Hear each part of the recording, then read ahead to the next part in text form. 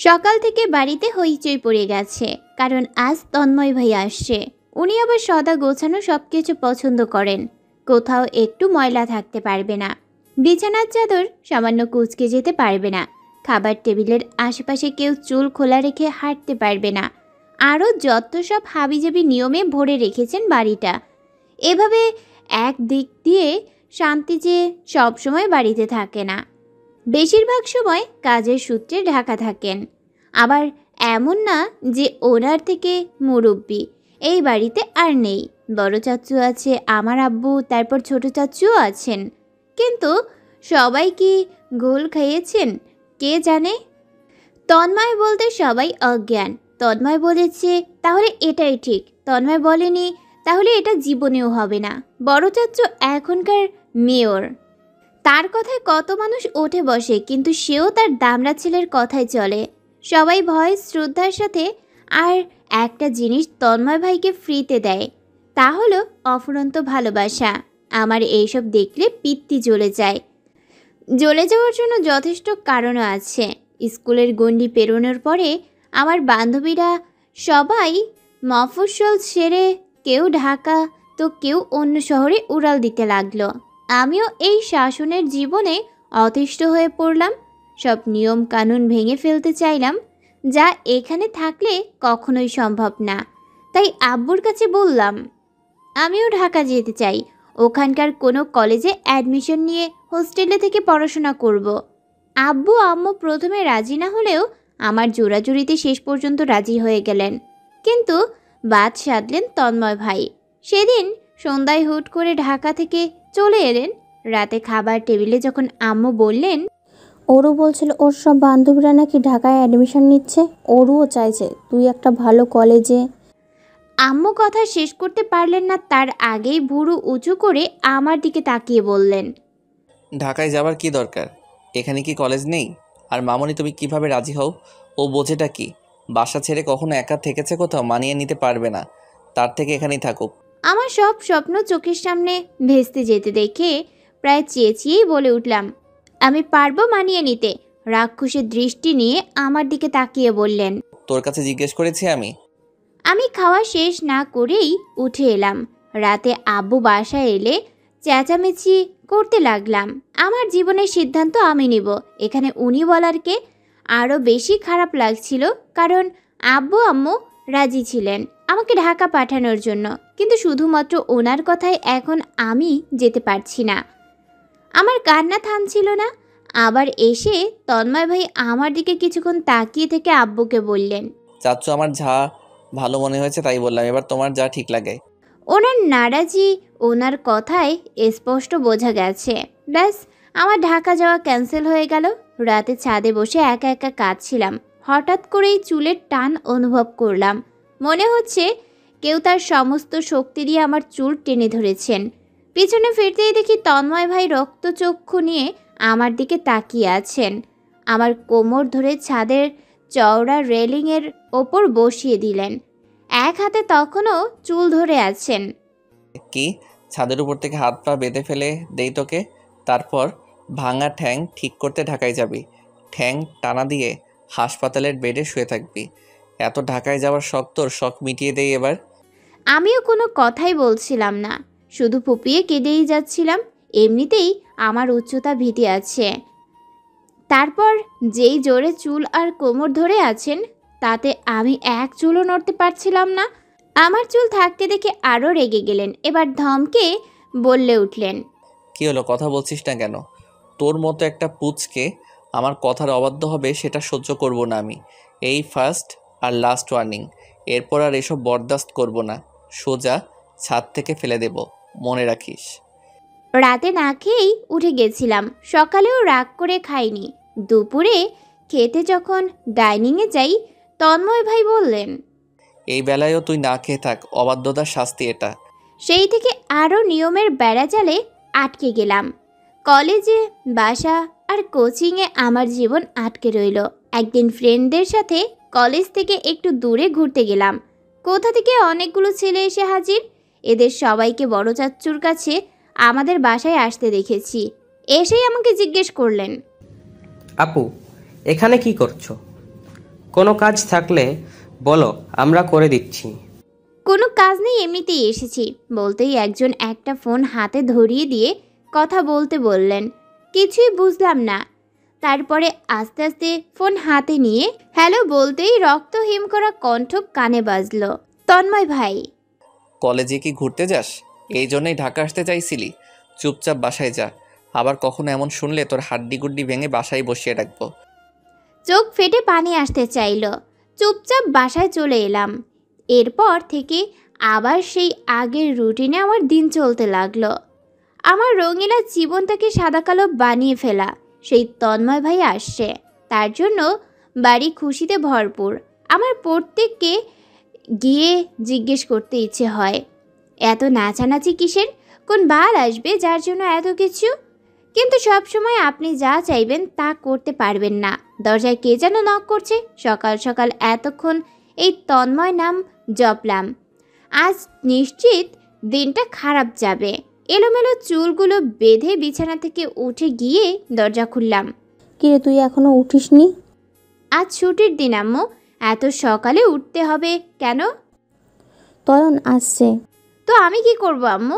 তোমাদের আদরের দুলাল আসছে। কল্লার উপর উঠিয়ে কিছুক্ষণ ধেই ধেই করে নেচে এসো না। কেন? বেয়াদবের মতো কথা বলিস না। এসব কেমন ছিরি কথা বলার? আমি দরজা ছেড়ে রুমে এসে বিছানার চাদর ঠিক করতে লাগলাম। এত কথা ভালো লাগে না। যাকে সহ্য হয় না তাকে নিয়ে কথা বলতেও ভালো লাগে না। আম্মু আমার পিছন পিছন রুমে আসলেন। তুই কি তয়নের সামনে এইভাবে কথা বলবি? বিছানা ঝাড়ার কুচিটা হাত থেকে ফেলে দিলাম। না আম্মু, ভুলেও না। আমাকে কি পাগলা কুত্তায় কামড়াইছে? তন্ময় ভাই আসার সাথে সাথেই আমি তার পা ধরে ঝুলে পড়ব। সেই যে ঝুলবো, ঝুলেই থাকবো। লাথি দিয়েও ফেলতে পারবে না। আম্মু কিছুক্ষণ কড়া দৃষ্টিতে আমার দিকে তাকিয়ে রইলেন। তারপর কিছু না বলে চুপচাপ রুম থেকে বেরিয়ে গেলেন। হয়তো বুঝে ফেলেছেন এখন আমার সাথে কথা বলে সুবিধা করতে পারবে না। বিছানা ঠিক করে ফ্রেশ হয়ে নিচে নেমে এলাম। 6:30 বাজে। এর মধ্যে সবাই উঠে পড়েছে। তাদের প্রাণের তন্ময় যে আসবে। তন্ময় ভাই 8টার দিকে এসে বাড়িতেই নাস্তা করবেন। ওনার সামনে পড়ার কোনো ইচ্ছা নেই। কিচেনে এসে 1 কাপ চা আর 2 পিস বিস্কুট নিয়ে আবার রুমে চলে এলাম। চা খেয়ে একটা বই নিয়ে বসতেই দরজায় আবার কেউ নক করলো। চা খাওয়ার পর মাথাটা যে ফ্রেশ হয়েছিল তা পরক্ষণেই বিগড়ে গেল। আবার যদি আম্মু আসে তাহলে তো একটা দফা রফা হয়ে যাবে। এবার চেঁচিয়ে উঠলাম, কে? একটু পরেই চশমা চোখে ঝাঁকড়া চুলওয়ালা একটা মাঝারি সাইজের মাথা পর্দার আড়ালে উকি দিল দীপ্ত। ওকে দেখেই ফিক করে হেসে উঠলাম। দীপ্ত ছোট চাচুর ছেলে, 9-এ পড়ে ক্লাস। সবার মতো তন্ময় ভাইকে ভালোবাসলেও এই ছেলে পুরাই আমার ভক্ত। কিরে উকি ঝুঁকি দিচ্ছিস যে? ভেতরে আয়। বাপ্পা, যে জোরসে চেল্লালে তাতে ভেতরে আসতে সাহস হচ্ছে না। ঢং করিস না, কিছু বলবি? হ্যাঁ, যেভাবে চেঁচালে তাতে আর কথা বের হয় মুখ থেকে। মাপ চাই আমি। যা বলার জলদি বল। বড় মা নিচে ডাকছে। বড় মা হচ্ছেন আমাদের বড় চাচি। আমরা গোষ্ঠী শুদ্ধ ভাই বোন সবাই বড় মা ডাকি। আমি নিশ্চিন্ত বড় মা তন্ময় ভাইয়ের থেকে আমাকে বেশি ভালোবাসেন। এই মানুষটার সব কথা জানি, শুনতে ইচ্ছে করে আমার। কিন্তু এটা মানতে ইচ্ছে হলো না। দীপ্তকে বললাম, আমার মাথা ব্যথা করছে, নিচে যাব না এখন। মাথা ব্যথার কথা বললে আর কেউ জ্বালাতে আসবে না। দীপ্ত ভুরু কুচকে তাকিয়ে রইল। আসলে কি মাথা ব্যথা? এই ছেলেটা খুবই বুদ্ধিমান, সব কিছু বুঝে যায়। কিন্তু এখন বুঝলেও কিছু করার নেই। বইটা বন্ধ করে উঠে দাঁড়ালাম। তোর কথায় মাথা ব্যথা এসে যাবে, যা ভাগ এখান থেকে। বাপ্পা, যে একটা মাথা। বলেই ফিক করে চলে গেল দীপ্ত। আমি দরজা বন্ধ করে দিলাম। চুপচাপ নিজের ঘরে বসে রইলাম। কিছুক্ষণ পর মনে হলো কেউ আমার দরজার সামনে দাঁড়িয়ে আছে। কেন মনে হলো জানি না, তবে মনে হলো আসলেই কেউ দাঁড়িয়ে আছে। আস্তে উঠে দরজা খুললাম, না কেউ নেই। আবার এসে বই নিয়ে শুয়ে পড়লাম। আমাদের বাসার অঘোষিত নিয়ম রয়েছে, সকাল দুপুর আর রাতের খাবার সবাই একসাথে খাবে। যে যতই ব্যস্ত থাকুক না কেন সবাই একসাথে খাওয়ার চেষ্টা করে। সকালটা রুমে আটকে থাকলেও জানতাম দুপুরে ওই তন্ময় ভাইয়ের সামনে যেতে হবে। ওনাকে দেখলে আমার মাথায় ধপ করে আগুন জ্বলে যায়। যাব না ওনার সামনে। একটা সাদা কাগজে বড় বড় অক্ষরে লিখলাম, মাথা ব্যথা করছে, ঘুমোচ্ছে আমি, কেউ ডাকবে না। তারপর সেটা দরজায় সেটে দিয়ে শুয়ে পড়লাম। দুপুরে ঘুমানোর বদ অভ্যাস এমনিতেই আছে, তার উপরে সকালে তাড়াতাড়ি ঘুম থেকে ওঠায় একটু পরেই ঘুমিয়ে পড়লাম। ঘুম ভাঙল 3:30টার দিকে। গোসল করে আস্তে আস্তে 4:10। দরজা খুলে পা টিপে টিপে রুম থেকে বের হলাম। আমার টানানো নোটিসে একটা কঙ্কালের ছবি আঁকা। নিশ্চয়ই দীপ্তর কাজ। খিদে পেট জ্বলছে, সোজা ডাইনিংয়ে চলে এলাম। এ কি, এভাবে বিড়ালের মতো হাঁটছিস কেন? হঠাৎ কথা বলায় চমকে উঠে পিছনে তাকিয়ে দেখি ছোট কাকি। কোনো কথা না বলে প্লেট নিয়ে খেতে বসলাম। বড় মাও কোথা থেকে হাজির। কে রে, তোর মাথা ব্যথা কমেছে? হুম। আস্তে খা, গলায় বাঁধবে। কথা বলো না, তাহলে বাঁধবে না। খাওয়া শেষে কিছুক্ষণ বাগানে হাঁটাহাঁটি করলাম। তন্ময় ভাই বাড়িতে নেই, মনে হয় তার সাঙ্গপাঙ্গদের সাথে দেখা করতে গেছেন। আমি আরাম করে বাড়ির আনাচে কানাচে ঘুরে বেড়ালাম। সারাটা দিন ঘরবন্দি ছিলাম যেহেতু। রাতে খেয়ে রুমে চলে আসলাম। তন্ময় ভাই তখনও বাসায় আসেনি। এতদিন পরে এসেছেন, নিশ্চয়ই জন্মের মতো আড্ডা দিচ্ছে। বাহ, তন্ময়ের বাচ্চা নিজের বেলায় 16 আনা আর আমার বেলায় আধা আনাও না। আল্লাহ তোর বিচার করবে। শয়তান। শুয়ে শুয়ে কতক্ষণ তন্ময় ভাইকে সাপান্ত করলাম। ইয়ারফোনে কানে দিয়ে রুমে ঘুরলাম। না, ঘুম আসছে না। আসবে কিভাবে?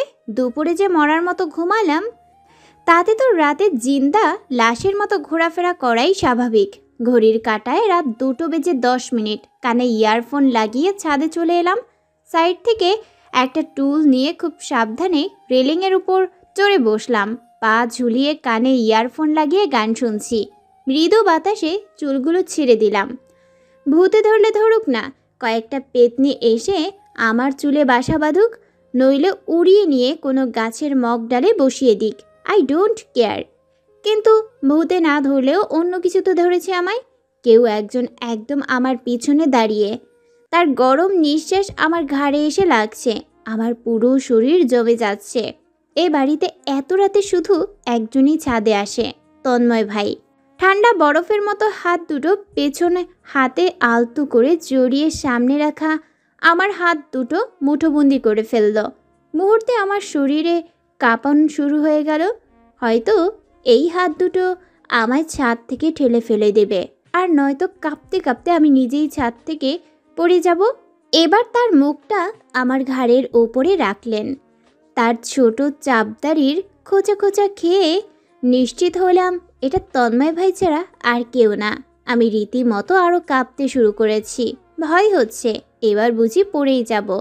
তন্ময় ভাইও হয়তো বুঝে ফেলেছেন এভাবে আর বেশি কিছুক্ষণ থাকলে ছাদ হতে পড়ে আমার দফা রফা হয়ে যাবে।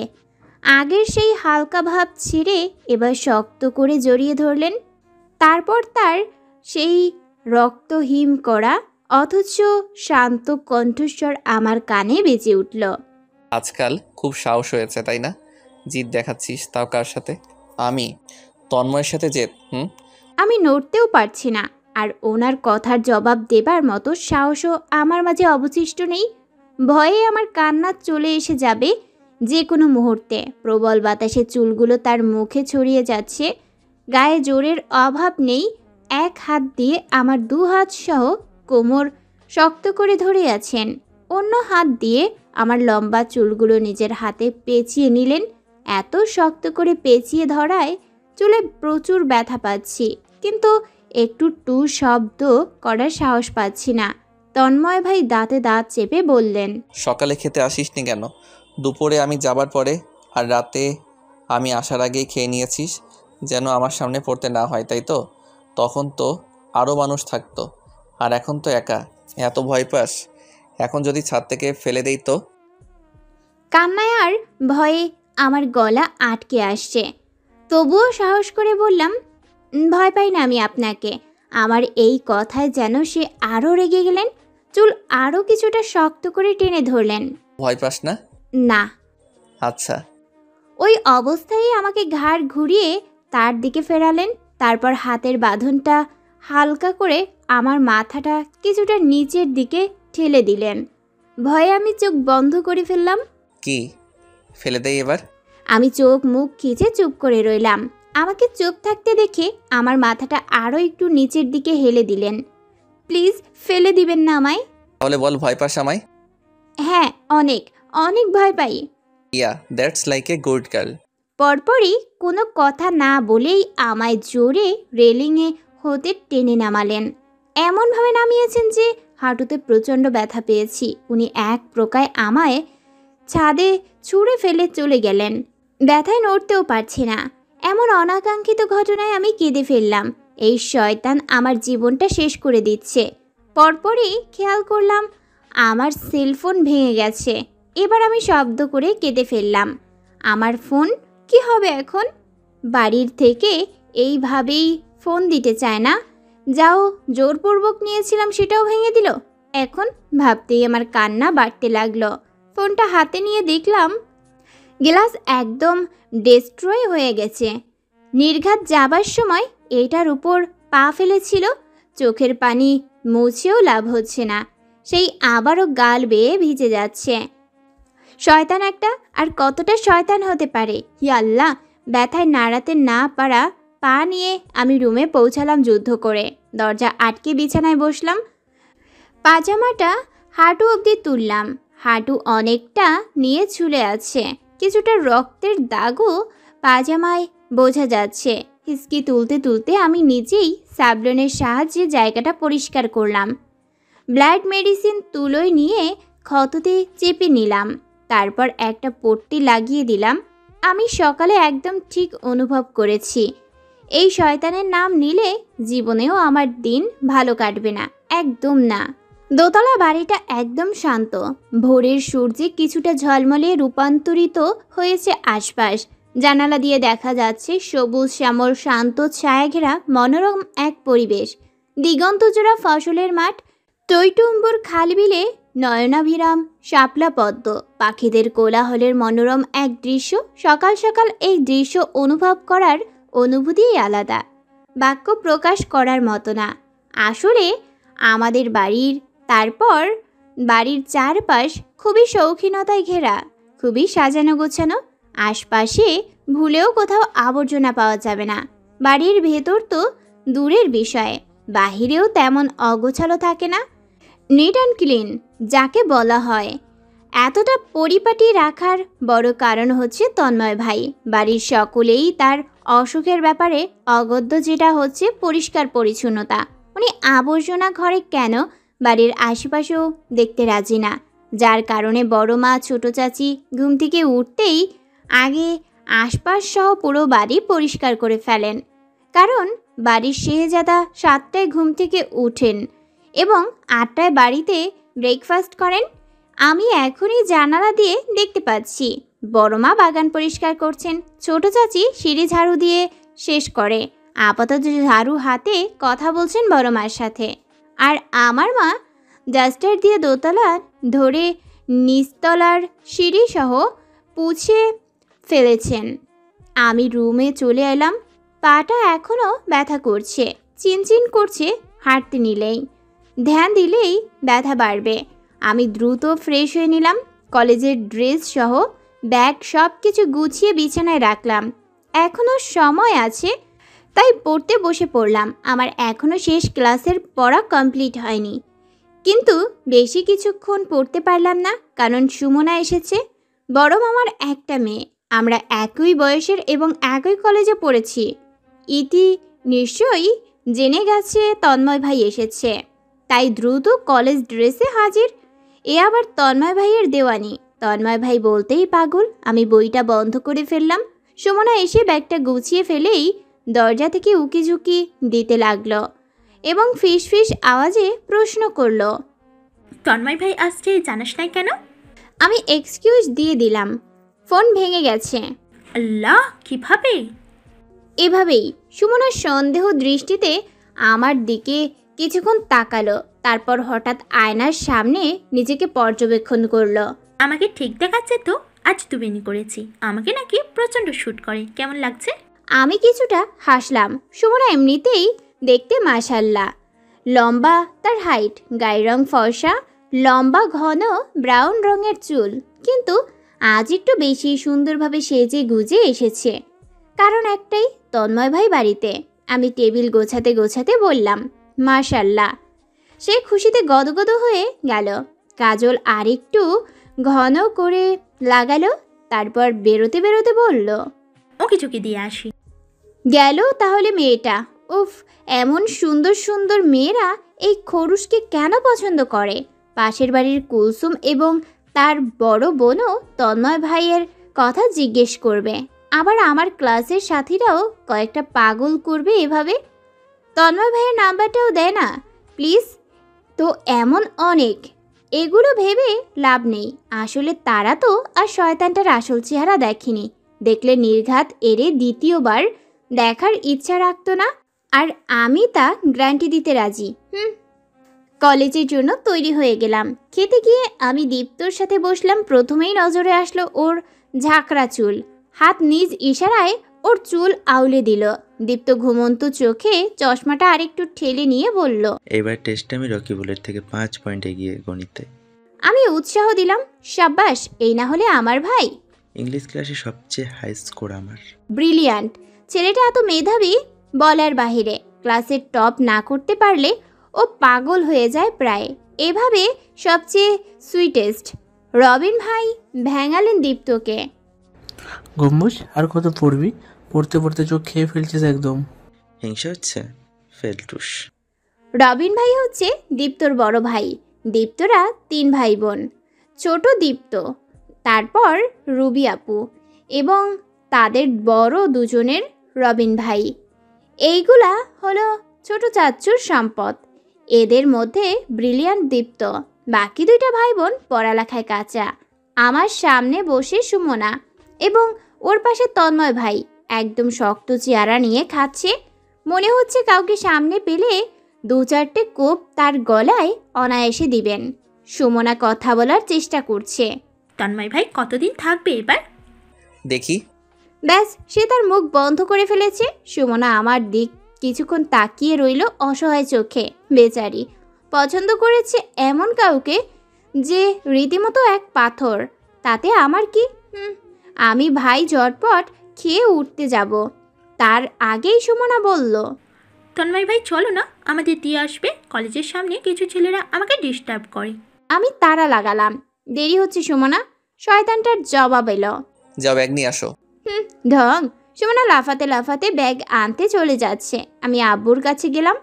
সে আমাকে দেখেই গালে হাত ছোঁয়ালেন। কি হয়েছে, মুখটা এমন ফোলা কেন?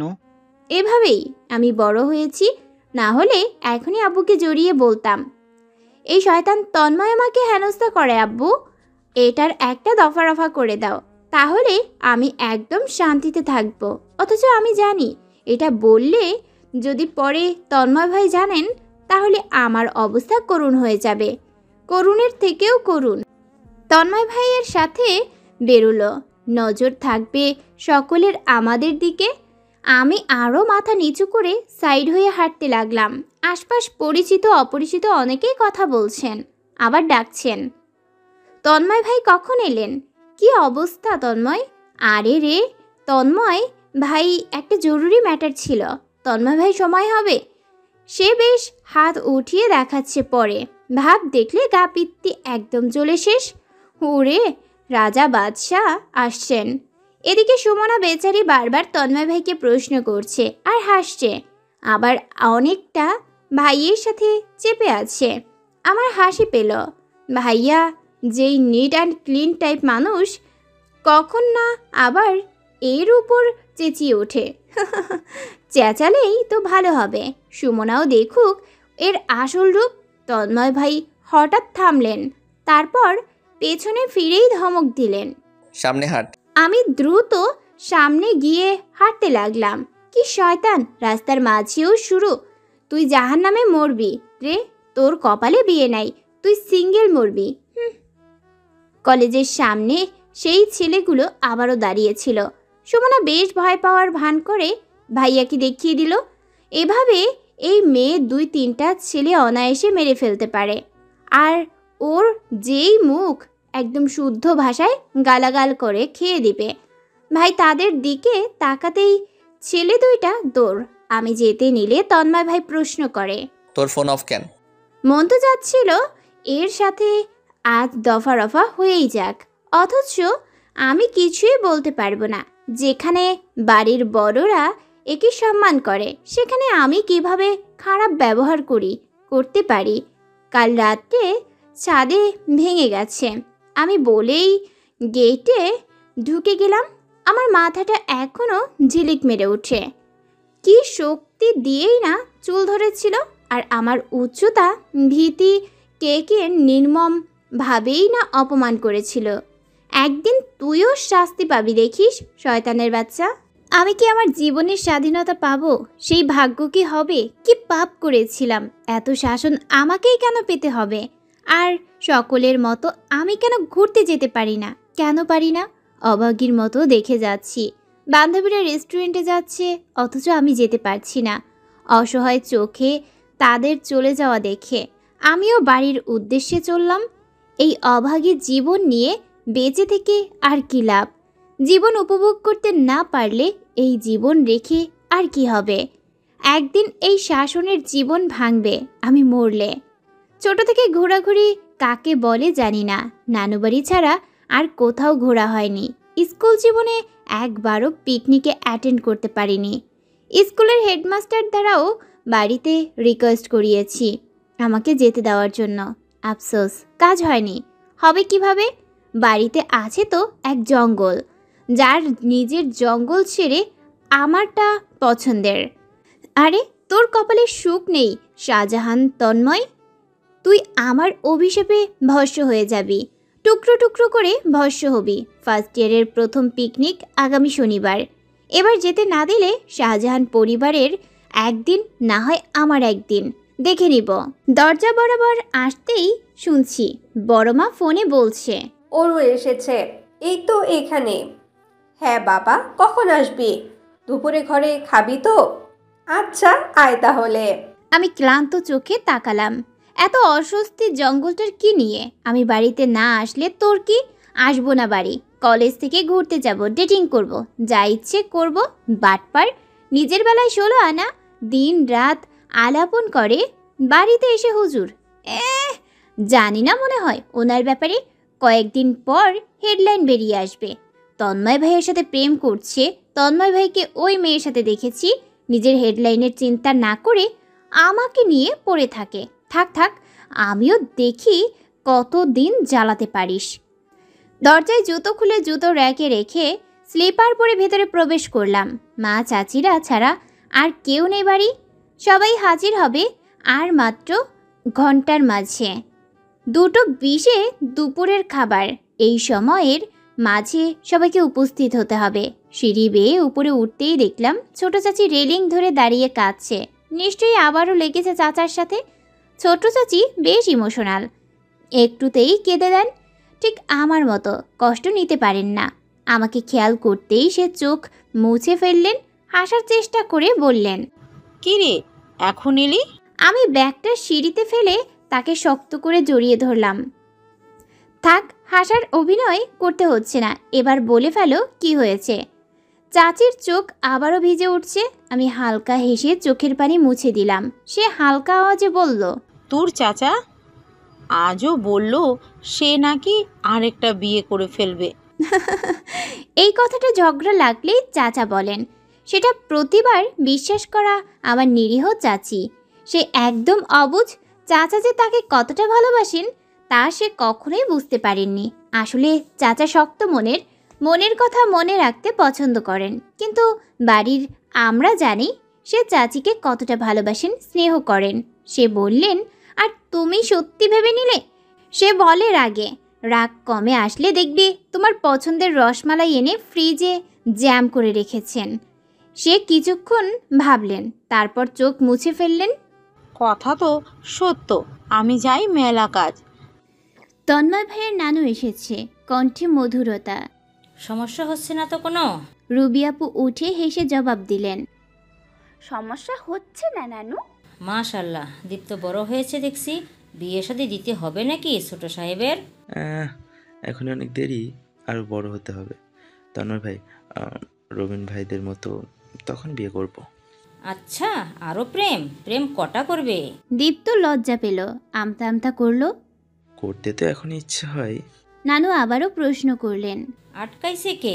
আমি ছোট, মেয়ে ভালো লাগে বড়। রবিন ভাইয়ের থাপ্পড় পড়ল দীপ্তর ঘাড়ে। হঠাৎ ভাইয়াকে দেখে দীপ্ত ভরকে যায়, দ্রুত নানুর পেছনে চলে যায়। নানু আর রুবি আপু হাসছে, আর আমি তো হাসতে হাসতে ব্যালেন্স হারিয়ে গিয়েছি। ছেলেটা এত পাকনা। রবিন ভাই চোখ রাঙালেন। এগুলো কই শিখেছিস? আমার থেকে। তুমি না প্রেম করো বড় বড় আপুদের সঙ্গে? মান ইজ্জত খেয়ে দিল। আমি আর রবি আপু আর চোখে তাকালাম। এটাই হচ্ছে কারণ যে কেউ দীপ্তর সাথে লাগতে যায় না। এই ছেলে সকলের সব জানে এবং হুট করে সব বলে দেয়। নানু তন্ময় ভাইয়াকে কিছু জিজ্ঞেস করবে, তার আগেই রবিন ভাই দফা রফা। আরিফ তন্ময় ভাইয়ের বড় মামার বড় সন্তান। এর সাথে কথা আমার ইহকালেও হয়নি, কখনো চোখেই পড়েনি। পড়বে কিভাবে? আমার অর্ধেক বয়স গিয়েছে তন্ময় ভাইকে বকতে বকতে। আশপাশ পর্যবেক্ষণ করার সময় কোথায় পেলাম? অথচ সেই আরিফ আজ কথা বলতে এসেছে। কি অবস্থা ওরু? ইতস্ত গলায় জবাব দিলাম, আলহামদুলিল্লাহ ভাইয়া, আপনার? ভালো নেই, কিন্তু ভালো থাকবো যদি তুমি আমাকে একটা সাহায্য করো। সামর্থ্য থাকলে। বাবা, এত কঠিন কিছু না, সিম্পল।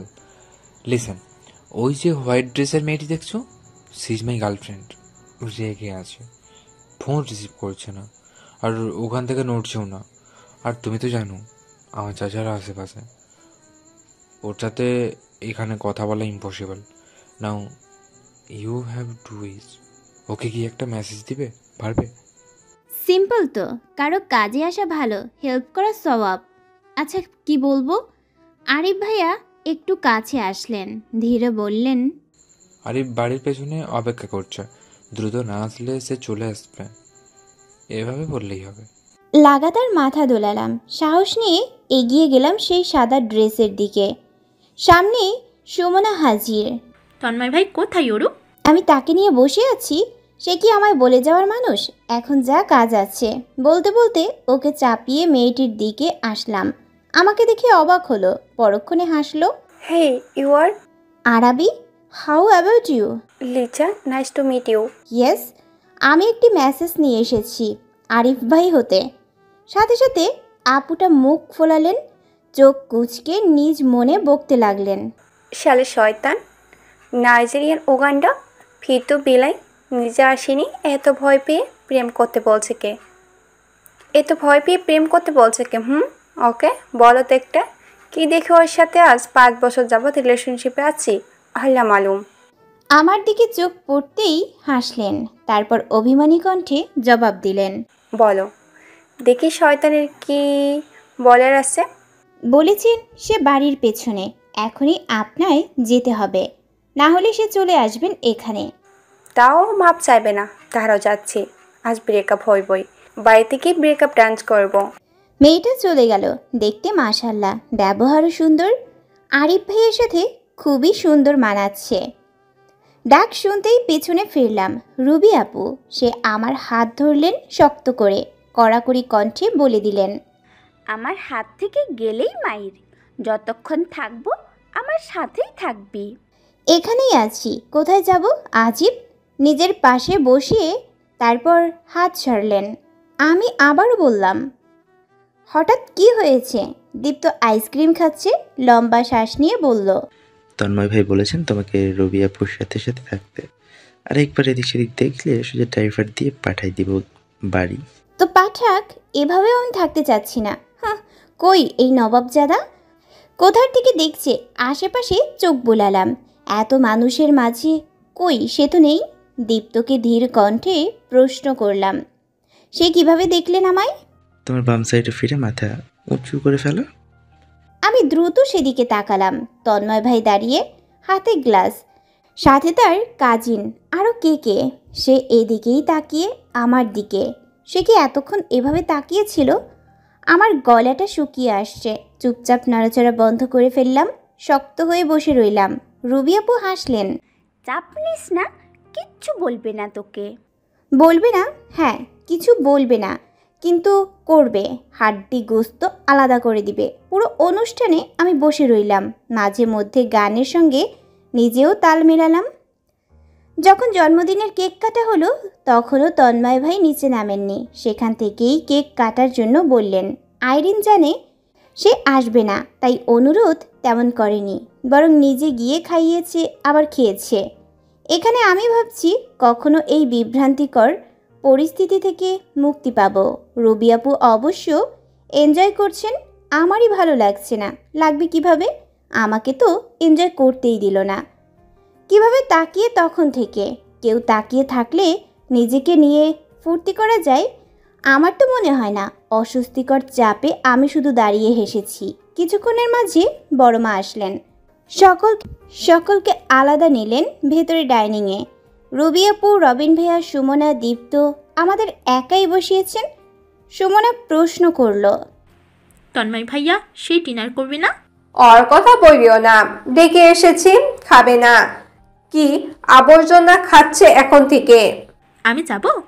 আসবে না, তুমি খেতে শুরু করো। খাওয়া শেষ হয়েছে, বেশ কিছুক্ষণ রেস্ট নেওয়া হলো। আপাতত যাবার পালা। কখন বেরোবো সেই চিন্তায় মাথাটা ভার। খুবই ক্লান্ত লাগছে, ঘুমাবার জন্য চোখ লাফাচ্ছে। বাড়ি গিয়ে আগে হবে এক ঘুম, তারপর অন্য কিছু। যাবার পথে তন্ময় ভাইয়ের নানু বাড়ির কেউই যেতে দিবেন না। সকলেই বারবার বলছেন, কাল যা, রাত হয়েছে অনেক। আমি তো থাকতে চাচ্ছিলাম, কিন্তু বাড়ি খালি, বাচ্চারা সব সাথে। তন্ময়ের বাবা রাখবেন, খালি বাড়ি সে একদম পছন্দ করেন না। তাহলে থেকে যাও, কাল বড় চাচু এসে নিয়ে যাবে। আসবেন না। তন্ময় ভাইয়ের মুখ খুলল। আসবে কাল, যাচ্ছি আমরা। তন্ময় ভাই বেরিয়ে গেছেন। সে যেহেতু বলেছে বড় চাচু আসবেন, তাহলে সত্যি আসবেন। নানু সকলের হাতে বড় বড় বাটি ধরিয়ে দিলেন। বড় মা বললেন, সাবধানে যাস। আমি মাথা দোলালাম। আচ্ছা আসি। গাড়িতে উঠতে গিয়ে আরেক ঝামেলা। রুবি আপু সুমনাকে উদ্দেশ্য করে বলল, সুমনা, তুমি কি ভীতু? মানে অন্ধকার ভয় পাও? আরে না। বাচ্চা গেল। আমি আর রবিন প্রচণ্ড ভীতু। সাহসী তুমি, থাকলে ভয় কম পাবো। বলতেই সে সুমনাকে এক প্রকার জোরপূর্বক গাড়িতে বসিয়ে দেন। তন্ময় ভাইকে দুষ্ট হেসে বলল, সাবধানে আসিস। আমার শ্বাস কিছুক্ষণের জন্য বন্ধ হওয়ার জোগাড়। রবিন ভাই সেই গাড়িতে ঢুকেছেন। তার মানে তারা আমাকে একা পাঠাচ্ছেন তন্ময় ভাইয়ের সাথে? পৃথিবীর সবচেয়ে দ্রুত গতিতে আমি রবি আপুর হাত ধরলাম। না প্লিজ, সবাই মিলে ভাগাভাগি করে যাই, তাই না? প্লিজ। রবি আপু বড় সড়ো না করে দিলেন, প্লিজ। এত ভয় পাচ্ছিলাম বলার বাহিরে, পছন্দের ব্যাপারটা নিয়ে। আমি এখনও ঝাটকায়। তার উপর তন্ময় ভাইয়ের সাথে থাকলে আমি পর্যাপ্ত শ্বাস নিতে অক্ষম। নির্ঘাত শ্বাস আটকে মরে যাব, না হলে হার্ট অ্যাটাক। রবি আপু আমার দিকে মাথা আনলেন, ধীরে আওয়াজে বললেন, সুমনাকে একা তন্ময়ের সাথে পাঠাইয়া দি, তোর যেহেতু এত সমস্যা। ধীরে বলেছেন। এতটা ধীরে বলেননি। নির্ঘাত তন্ময় ভাই শুনেছেন। আমার কাদো কাদো মুখ দেখে বিরক্তিকর শ্বাস ফেলে বললেন, আপু আজই বড় 2 ঘন্টার রাস্তা, আর আমরা আকপাচ যাব পাশাপাশি। ব্যাস, আপু চলে যাচ্ছে। আমার এত অনুরোধ কিছুই গায়ে নিলেন না। আমারও দিন আসবে, জ্বালিয়ে মারব। এদিকে তন্ময় ভাই কোনো কথা বলছেন না, একভাবে দাঁড়িয়ে। তার কি ইচ্ছা অনিচ্ছা কিছুই নেই? সে বললে কি এমন করত? সাহস পেত? ওদিকে ভেতর থেকে সুমনার আওয়াজ, ওদের সাথে যাই, 3 জন হবে। ওর সাথে আমার লেগেছে, আর তোমাকে আমার অনেক ভালো লাগে, তা তো জানোই। একটু কথা শেয়ার করব, শুনবে না? সুমনের না বলার রাস্তা আপু রাখলেনই না। এত ঝামেলা যাকে নিয়ে তার মাথা ব্যথা নেই, একদম শান্ত। অথচ সুমনা তো তার জন্যই এমন করছে। তার দায়িত্ব নেই? কপালটা শেষ। এত তাড়াহুড়ো করতে কে বলেছেন আমাকে? গাড়িতে দ্রুত বসতে গিয়ে কপালটা শেষ করে দিলাম। কি যন্ত্রণা! চিনচিন ব্যথায় অবচেতন হবার জোগাড়। কখন না আবার তন্ময় ভাই ধমকে দেন, সেই ভয়ে কপালও ঘষছি না, চুপচাপ বসে। অবশ্য ব্যথাটা এক পর্যায়ে কমেছে, সেই তীব্র চিনচিন ব্যথাটা আর নেই। আর চোখে তন্ময় ভাইয়ের দিকে তাকালাম। সে ড্রাইভিং করতে মনোযোগী, সোজা তাকিয়ে আছে। নেই তার কোনো নড়চড়, নেই কোনো শব্দ। মনে হচ্ছে আমি একা একটি গাড়িতে বসে। আমার পাশে যে একজন ব্যক্তি রয়েছে তা বোঝার প্রশ্নই আসছে না। থাক, তার মুখ না খোলাটা শ্রেয়।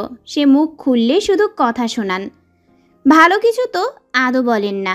তার ফোন বেজে উঠছে। সে কি শ্রবণ শক্তির ক্ষতিগ্রস্ত? শোনেন না তার ফোন বাজছে? এইভাবেই মানুষদের হয়রানি করেন বুঝি? হঠাৎ সে তার বাজতে থাকা ফোনটা আমার দিকে এগিয়ে দিলেন। কল রিসিভ কর। আমি? সে জবাব দিচ্ছে না। এর আবার কি সমস্যা হচ্ছে? আমাকে হেনস্থা না করলে কি দিন কাটে না? আপনার কল আমি রিসিভ করব? তার চোখের চাহনি দেখে ফোন হাতে নিলাম। কলার আইডির নামটা সেভ করা না, তার মানে আননোন। রিসিভ করলাম একটা মেয়েলি কণ্ঠ। সালাম জানালাম, আসসালামু আলাইকুম। ওপাশ থেকে জবাব, হু আর ইউ? মেয়ের ধমক শুনে বড় সড়ো চোখ করে তন্ময় ভাইয়ের দিকে তাকালাম। সে গাড়ি ড্রাইভিংয়ে ব্যস্ত। কি কথা বলবো, কি বলবো? আমি তন্ময় ভাইয়ের বোন বলতে গিয়ে থেমে গেলাম। তন্ময় ভাই গাড়ি থামিয়ে দিয়েছেন, তারপর সিটে হাত দ্বারা ভর দিয়ে আমার দিকে ফিরলেন। এবার কথা বলার ক্ষমতা 0% আমার। সে শান্ত স্বরে বললেন, ডিস্টার্ব করে? Talk to her like you are my fiancee. মাথাটা সম্পূর্ণ খালি হয়ে গেল। বুকের তীব্র ধুকপুক হয়তো সেও শুনতে পাচ্ছে। কি বললেন? তার ফিয়ন্সে? ফিয়ন্সে হয়ে কথা বলতাম? গলাটা শুকিয়ে আসছে। পানি আপাতত খুবই জরুরি ভূমিকা পালন করছে। ফোনের মেয়েটা চেঁচাচ্ছে। এই মেয়েটাকে তো আমি 1 মিনিটে দফা রফা করে দিতাম যদি তন্ময় ভাই না থাকতো। কিন্তু তার সামনে শব্দই বের হচ্ছে না, গলায় আটকে আছে। সাহস সঞ্চয় করলাম, আপনি কে? সেটা তোমার ব্যাপার না। তন্ময় কোথায়? রাত বিরেতে ছেলেদের ডিস্টার্ব করা হচ্ছে। ঘরে ভাই নেই? What the hell are you bitch? Are you faking Minchan? চোখ বড় সড়ো করে ভাইয়ের দিকে তাকালাম। কি বেয়াদব মেয়ে! একে তো রাগে আমার মাথাটা ধরে আসছে। গালি আমাকে আজ পর্যন্ত কেউ দেয়নি, আর এই মেয়ের সাহস কী করে হয়? আমি ফোন নিয়ে জানালার দিকে মুখ করলাম। আজকে তো একে আমি বেশরম লজ্জাহীন মেয়ে। আমি তন্ময় গলা পরিষ্কার করে নিলাম। ভয় আর রাগে মিশ্রিত আমার কণ্ঠ অদ্ভুত। আমি তন্ময়ের ফিয়ন্সে। তার দিকে নজর দিলে চোখের অ্যান্টেনা টেনে তুলে ফেলব। আরেকদিন যদি দেখি তাকে ডিস্টার্ব করা হচ্ছে, যেথায় থাকবেন সেথায় গিয়ে চোখ আর মুখ তুলে নিয়ে আসবো। আবর্জনা। কল কেটে আমি বড় শ্বাস ফেললাম। এমন ঝগড়া আমি কখনো করিনি। ক্লাসে করেছি, সেগুলো টুকটাক। এমন রেগে ঝগড়া, তাও যাকে চিনি না তার সাথে, ব্যাপারটা একদম প্রথম এবং নতুন। ধীরে সোজা হয়ে বসলাম। ফোনের লক স্ক্রিন ভেসে বুকের সাথে আমারও হাতও কাঁপছে। দ্রুত ফোন তার সাইডে রেখে দিলাম। গালি দিচ্ছিল তাই আর কি। সে হাসছেন, শব্দ করে হাসছেন। আমি আর চোখে তাকিয়ে আর চোখেই ফেরাতে পারলাম না। হয়তো সে এই জন্যই কম হাসেন। সে হাসলে আশপাশের কেউ তার হতে চোখ ফেরাতে অক্ষম হয়ে যাবেন। হাসতে হাসতে হঠাৎ আমার মুখ ধরলেন। 2 হাতে গাল চেপে তার ঠোঁট কপালে ছোঁয়ালেন। শ্বাস আটকে আমি শক্ত হয়ে বসে। বুকের ধুকপুক তীব্র হচ্ছে, শরীর কাঁপছে। সে বললেন, ঠিক আছে, ঘুমা। আমার মাথা ঠেলে তার কাঁধে শুইয়ে দিলেন। আর সে আবারও গাড়িতে মনোযোগী হলেন। এই অনুভূতি শরীরে ক্রমাগত স্রোত চালাচ্ছে। ভেতরে সব কিছু তীব্র কাজ করছে। তার শরীরের চেনা পারফিউম ঘ্রাণ শুকতেই মাথা আউলে আসছে। মাতাল মনে হচ্ছে নিজেকে। চোখ বুজে আসছে অনুভূতিতে। এক অদ্ভুত অনুভূতি। লাগাতার শ্বাস নিতে হচ্ছে আমাকে। তার কাঁধ হতে উঠতে ইচ্ছে হচ্ছে না। আবার তার কাঁধে শ্বাস নিতে পারছি না। দোটানায় আমি শ্বাসকষ্টে মারা যেতে প্রস্তুত, তাও উঠতে রাজি নই। চোখ বুজে আসছে, শরীর ছেড়ে দিচ্ছে তার এই মাতাল করা ঘ্রাণ, তার কাঁধ। সকালের তীব্র রৌদ্রোজ্জ্বলে ঘুম ভাঙল। জানালা দ্বারা ঝলমলে রোদ প্রবেশ করছে কামরায়। মাথাটা ধরে উঠে বসলাম। ধীরে ধীরে সব মনে আসতে লাগলো। আমি লাফ দিয়ে বিছানা ছাড়লাম। এখানে কিভাবে? গাড়িতে না ছিলাম? কখন ফিরলাম বাড়ি? ঘরে পৌঁছলাম কিভাবে? এখনও রাত্রের পোশাকে রয়েছি। মেকআপ রিমুভ করা, চুল ছুটি করা, বিছানায় দ্রুম করে বসে পড়লাম। মাথা ধরছে। গোসল নেওয়া অত্যন্ত গুরুত্বপূর্ণ। সব ছেড়ে আগে গোসল নিলাম। তৈরি হয়ে আগে রুবি আপুর কামরায় দৌড় লাগালাম। সে নিশ্চয়ই জানবে কি হয়েছে কি। রুবি আপু কথা বলছেন। আমায় দেখে ঢুকতে ইশারা করলেন। বিছানায় বসে দ্রুত ফোন রাখতে বললাম। কিছুক্ষণের মাঝে ফোন কাটলেন। হয়েছে কি? আমরা কখন বাড়ি পৌঁছেছি? আমি ঘরে কিভাবে পৌঁছালাম? রুবি আপু দুষ্টু হাসলেন, গাল টেনে বললেন, কোলে চড়ে? চোখ বড়সড় হয়ে গেল। কার? তন্ময়ের। তুই তো ওর শার্ট 2 হাতে ধরে রেখেছিলি, ছাড়ছিলিস না। বিছানায় রাখবে যখন তখনও ধরে রেখেছিলে। তন্ময় তো ধীরে ধীরে ছাড়িয়েছে, তোর চুলেও বেঁধে দিয়েছে, মেকআপও তুলে দিতেছিল যাতে অস্বস্তি না হয় তোর। আমি শুধু শুনছি, বিশ্বাস করতে আর মাথা গাঁততে সময় লাগলো। রুবি আপু আবারও বললেন, তুই কতটা ভাগ্যবান তা বুঝতেই পারছিস না? তন্ময় তোকে অনেক ভালোবাসে, অনেক, তোর কল্পনার বাহিরে। ভালোবাসেন আমাকে? তন্ময় ভাই আমাকে ভালোবাসেন? যাকে সবাই চায় সে আমাকে চান। আমার মন কেমন অস্বস্তিতে। হয়েছে, চাপ নিস না। আজ তো সকলের স্কুল কলেজ বাতিল গেল। চাচু ছুটির জন্য ফোন করে বলে দিয়েছেন, তাই কোনো চিন্তা নেই, আরাম আর আরাম। ব্রেকফাস্ট করতে বসে আমি আশেপাশে তাকাতে ব্যস্ত।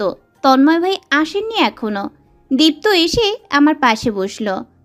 শুরু হলো ওর কথা। তোমাকে তো বেঁচে দিলেও তোমার খবর পাওয়া যাবে না। এভাবে মরার মতো কিভাবে ঘুমাতে পারলে? ছোট চাচি হাসতে লাগলেন। খাবার প্লেটে দিচ্ছেন আর বলছেন, আমাদের অরু হচ্ছে ঘুমের রাজকন্যা। ঘুমালে পৃথিবীর খবর আর ওর থাকে না। এত গভীর ঘুমে কি স্বপ্নে দেখা হলো আমাদের বলো? আমি ধমক দিতে নিয়েও থেমে গেলাম। তন্ময় ভাই এসেছেন। সে রবিন ভাইয়ের পাশে বসলেন। আমার দিকে তাকাতেই আমি নিচে তাকালাম। মা প্রশ্ন করলেন, সুমন কি এখনো ঘুমাচ্ছ? হ্যাঁ। খেতে খেতে সকলেই কথা বলছে, শুধু তন্ময় ভাই চুপ, মাথা নিচু হয়ে খাচ্ছেন। আজ আমার সকল ধ্যান শুধু তার দিকে ছিল। চোখ সরাতে ব্যর্থ হচ্ছিলাম। সে খাওয়া শেষ করে বড় চাচ্চুর উদ্দেশ্যে বললেন, মাকে নিয়ে আসিও। বড় চাচ্চুর জবাব নেই। ভাইয়া চলে যাচ্ছেন। আমি তখনও পিছু হতে তাকেই দেখছি। পড়তে বসেছি, মাথাটা ব্যথা করছে। চা হলে মন্দ হয় না। মাকে বলতে হয় 1 কাপ চায়ের কথা। তখনই সুমনা হাজির। মুখ দেখে মনে হচ্ছে রেগে আছে। আমার পাশে দাঁড়িয়ে আমাকে তীক্ষ্ণ দৃষ্টি দেখাতে লাগলো। কি হয়েছে? ঢং কম কর। কি হয়েছে? কিছুই বুঝতে পারছিস না? একদম না বোঝার অভিনয় করবি না। আওয়াজ নামিয়ে কথা বল। তুই রাতে কিভাবে পারলি এমন করতে? কতবার করে বললাম তন্ময় ভাইয়ের সাথে বসার ব্যবস্থা করে দে, অথচ তুই কি করলি? নিজে বসলি তার সাথে, আবার ঘুমের ভান করে কোলেও চড়ে নিলি। মেয়েটা এমন বেশরম হচ্ছে কেন? তোর মনে হচ্ছে না তুই বেশি করছিস? বেশি আর আমি করতে দিলি কই? এটা বল আমাকে, তুই কি তন্ময় ভাইকে পছন্দ করিস? আমি খেয়াল করেছি তুই তার দিকে তাকিয়ে থাকিস। একদম নোংরামি বাদ দে। তুই জানিস আমি তাকে ভালোবাসি সেই ক্লাস 8 থেকে। শোন সুমনা, তুই নিজের রাস্তা অতিক্রম করছিস। এমন আচরণ তুই কিভাবে করিস, তাও আমার সাথে, আমার ঘরে দাঁড়িয়ে? আর কোলে চড়ার জন্য আমি ভান কেন করব? সে আমার কাজিন, সাহায্যের জন্য নিতেই পারে। তোর এমন রিয়াকশনের কোনো অধিকার নেই। আর হ্যাঁ, তন্ময় ভাই তোকে সেভাবে দেখেন না, শুধু শুধু কাহিনী বানাচ্ছিস। এখন যা, রুম থেকে বেরো। সুমনা আমাকে ঘোরালো ওর দিকে। কথা শেষ হয়নি আমার। তুই তার দিকে নজর দিবি না, আর দিলেও কি, সে তো তোকে বোন ছাড়া অন্য কিছু ভাবে না। আমার তো মনে হয় তোকে দেখতেই পারে না। হ্যাঁ পারেন, রুম থেকে বেরো, এরপর নখ ছাড়া কখনো প্রবেশ করবি না, যা। এই সেই সুমনা, প্রচণ্ড অপরিচিত লাগছে। আমার ছোটবেলার সঙ্গী, আচরণ কতটা জঘন্য হয়েছে। কিভাবে বলল আমি ঘুমের ভান করেছি এতটা নোংরাভাবে আমাকে? ইচ্ছে করছে ওর চুল টেনে ছিঁড়ে ফেলি, এতটা রাগ লাগছে। উফ, কিভাবে পারলো মেয়েটা, কিভাবে পারলো আমাকে এগুলো বলতে? বেশরম, নিজেই তো তন্ময় ভাইয়ের পিছু ঘুরঘুর করে। কোন মুখে আমাকে কথা শোনাতে আসে? আমার সুন্দর ফুরফুরে মনটা গুড়িয়ে দিয়ে গেল। তোর মনও গুড়িয়ে যাবে দেখিস, টুকরো টুকরো করে গুড়িয়ে যাবে। দুপুর পর্যন্ত ঘরে আটকে ছিলাম, একদমই বেরোলাম না। কি করতে বেরোবো? সুমনা চুন্নির মুখ দেখতে? Never ever. যতক্ষণ না এই মেয়ে যাচ্ছে ততক্ষণ বেরোবো না। আজকের পর থেকে ও আমার কিচ্ছু লাগে না, কিচ্ছু না। দীপ্ত আর রবি আপু এসেছে। রবি আপু পাশাপাশি বসলো। আশ্চর্য, তুই কি দিন দুনিয়ায় খবর রাখবি না? হুম। কি হয়েছে? কি হয়নি বলো? তন্ময় ভাই ছাদে, এখন সুমনা আপু গিয়েছে সেখানে। 5 মিনিটের বেশি হচ্ছে, আর নামিনি ছাদ থেকে। আমি বই বন্ধ করে দৌড় লাগালাম। দরজা পর্যন্ত গিয়ে থেমে গেলাম। জিব্বা কামড়ে গলা পরিষ্কার করলাম। ধুর, আমি কেন দৌড়ঝাঁপের প্রতিযোগিতা শুরু করলাম? যেটা ইচ্ছে করুক, আমার কি? রবি আপু হাসছে। এখনই হিংসে হচ্ছে? আর তো দিন পরেই আছে। দীপ্ত হঠাৎ সোজা হয়ে দাঁড়ালো, রোবটের অভিনয় করে বলল, চলো আমরাও যাব ছাদে, লেটস গো। এক প্রকার টেনে টুনে নিয়ে যাচ্ছে আমাকে। ও শয়তান মেয়েকে আবারও দেখতে যাবে ভাবতেও মাথাটা ধরে আসছে। ছাদ বরাবর আসতেই বুক কাঁপছে। রাতের ঘটনা চোখে ভাসছে। সে কপালে চুমু খেয়েছিলেন, হেসেছিলেন, শান্ত মিষ্টি আওয়াজে কথা বলছেন। লজ্জায় মুখ গরম হয়ে উঠছে। ইস, কিভাবে তার সামনে যাব? ছাদে উঠতেই চোখে পড়ল সুমনা পা ধরে নিচে বসে। তন্ময় ভাই ভোরো কুচকে দাঁড়িয়ে, তার পরনে হাফ প্যান্ট টি শার্ট। সে বলছে, স্ট্যান্ড নেই শরীরে, সাউন্ড প্লেসে কিভাবে পড়ে যাও? আমাদের দেখতেই সে রুবিয়াবুকে বললেন, রুবিও ব্যথা পেয়েছে, দেখো তো। সে আবারও কোণে চলে গেলেন। খুবই গম্ভীর মুখে কথা বলছেন ফোনে। নিশ্চয়ই গুরুত্বপূর্ণ আলোচনা চলছে। এদিকে সুমনার চেহারা দেখার মতো ছিল। ফাজিল মেয়ে, নিশ্চয়ই ইচ্ছে করে করেছে, যেন ভাইয়ার কোলে চড়তে পারে। এতই সোজা? রবি আপু গিয়ে পায়ে দেখতে লাগলো। কোথায় লেগেছে? ইটস ওকে, অতটা গুরুতর নয়। এখন গুরুতর নয়, একে এখন আমার সহ্যই হচ্ছে না। আমার সহ্য শক্তি প্রয়োজন প্রচণ্ড। দোলনায় বসে আশেপাশে চোখ বোলালাম। ছাদে দোলনা আর ছোট ছোট ফুলের প্ল্যান্ট ছাড়া কিছুই নেই। পরিষ্কারভাবে গোছানো, কোথাও একটু আবর্জনা নেই। দীপ্ত পেছন হতে দোলনা দুলতে দুলতে লাগলো। হাসতে হাসতে বললাম, দোলাতে হবে না, থাম। কথা শুনলো না, সেই দোলাচ্ছেই। আমিও চুপচাপ চোখ বুজে রইলাম। হঠাৎ শব্দে চোখ খুললাম। তন্ময় ভাই নেমে যাচ্ছেন, সাথে শয়তান সুমনাও নামছে। অবাস্তিক মেয়ে, এ আমার ধৈর্যের পরীক্ষা নিচ্ছে। রুবি আপু আশ্চর্য কণ্ঠে বলল, এ কোন দেশের বেহায়া? সত্যি মেয়েটা আসলেই অদ্ভুত হয়ে যাচ্ছে। ও কি এমন অদ্ভুত ছিল, নাকি আমারই চোখ আজ খুলল? দুপুরে খেতে বসলাম, তখন তন্ময় ভাই জানালেন, বিকেলে চলে যাচ্ছি। আর কটা দিন থেকে না হয় যেতে? গুরুত্বপূর্ণ, যেতে হবে। আচ্ছা, কিছু লাগবে? I am fine. বিকেলে তন্ময় ভাই চলে যাবেন। আমার খারাপ লাগতে শুরু করলো। সে গেলে মাস ছাড়া আসেন না, এবার কয়েক মাস পরে আসবেন। কামরায় গিয়ে ভাবনায় হারিয়ে গেলাম। ভাবতে ভাবতে কখন চোখ লেগে আসলো জানা নেই। ঘুম ভাঙতেই সময় দেখলাম 6:20। দৌড়ে নিচে নামলাম। গিয়ে শুনলাম তন্ময় ভাই চলে গেছেন। চোখ জলে চিকচিক করছে। যাবার সময় দেখাও হলো না। ঘুম আসার সময় পাইনি। এত রাগ লাগছে নিজের প্রতি, বলার বাহিরে। চুল টেনে ছিঁড়ে ফেলতে ইচ্ছে করছে। সেদিন রাতটা শুধু তার কথাই ভেবেই শেষ করেছি। এতদিনের মুহূর্তগুলো কাটা ঘায়ে নুনের ছিটা দিতে লাগলো। ভীষণ জ্বলছে। আবার কবে দেখব তাকে? সে তো গেলে আর আসার নামই নেন না। মাসের পর মাস চলে যায়, তার নাম গন্ধ থাকে না। এখন তো তার দ্রুত ফেরা প্রয়োজন, তাই না? মাসের মাঝে 2-3 বার তো এসে থাকা যায়। কলেজে গিয়ে লেগেছে সুমনার সাথে, অ্যাভয়েড করছি তাও ও ইঙ্গিত মেরে কথা বলছে। ওর বন্ধুদের নিয়ে আমাকে অপদস্থ করলো। ব্যাস, আমিও জবাব দিয়েছি। আমাকে যেভাবে বলেছে সেভাবে ওকেও বলেছি। ঝগড়াঝাটির জন্য আরও জানতে পারলাম ও সকলের কাছে আমার নামে অভিযোগ করত। আমি নাকি ভালো না, অনেক ছেলেদের সাথে মেলামেশা আছে, ছেলেদের টাকা খাই, তাদের পিছু ঘুরাই, তাদের সাথে ঘুরতে যাই, ফিজিক্যাল কত কিছু করেছি, তার গুণন হবে না। আমাকে নাকি ও প্রায়ই দেখতো ছেলেদের সাথে। মার্জি থেকে এগুলো শুনে আমি কেঁদে ফেললাম। কাঁদতে কাঁদতে চোখ ফুলে গেছে। ও আমাকে এত খারাপভাবে, এতটা। কলেজে সারাক্ষণ মাথা নিচু করেছিলাম, লজ্জায় মরতে ইচ্ছে হচ্ছে। এখন সবাই এগুলো ভাববে আমাকে নিয়ে।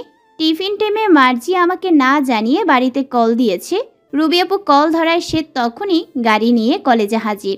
সে ভয়ানকভাবে সুমনাকে বলে দিয়েছে, আমাদের বাড়ির আশেপাশে দেখলে পা কেটে হাতে ধরিয়ে দিব, আর ওর আশেপাশে যদি আরও আগে না দেখি, সস্তা মেয়ে। কলেজে বাকি ছিল 3 ক্লাস। আপু ছুটি নিয়েছেন। বাড়ি ফিরে আমি কামরায় আটকে। যে আমার বিশ্বস্ত সঙ্গী ছিল, যার সাথে সব শেয়ার করতাম, সকল কিছু ভাগ করতাম, ভাগ দিতাম, সে কিনা পেছনে পেছনে আমাকে নষ্টা পরিচয় করাচ্ছিল। ভাবতেই চোখ ভিজে আসছে। সেদিন আমি আর ঘর থেকে বেরোইনি। মা, বড় মা, চাচু, বাবা সকলেই ডেকেছেন, আমিই বের হইনি। এত বড় ধাক্কা একদম নিতে পারছিলাম না। সুমনা এমন করেছে। সেই আমার ছোটবেলার খেলার সাথী সুমনা, একসাথে খেলার সঙ্গী, বিশ্বাস করতেও কষ্ট হচ্ছে। কিভাবে পারলো? কাঁদতে কাঁদতে ঘুমিয়ে পড়েছিলাম। ঘুম ভেঙেছে ফোনের রিংটনে। ঘড়িতে দেখলাম রাত 12:45। আমি উঠে বসলাম। স্ক্রিনে দেখাচ্ছে তন্ময় ভাই। রিসিভ কি করব?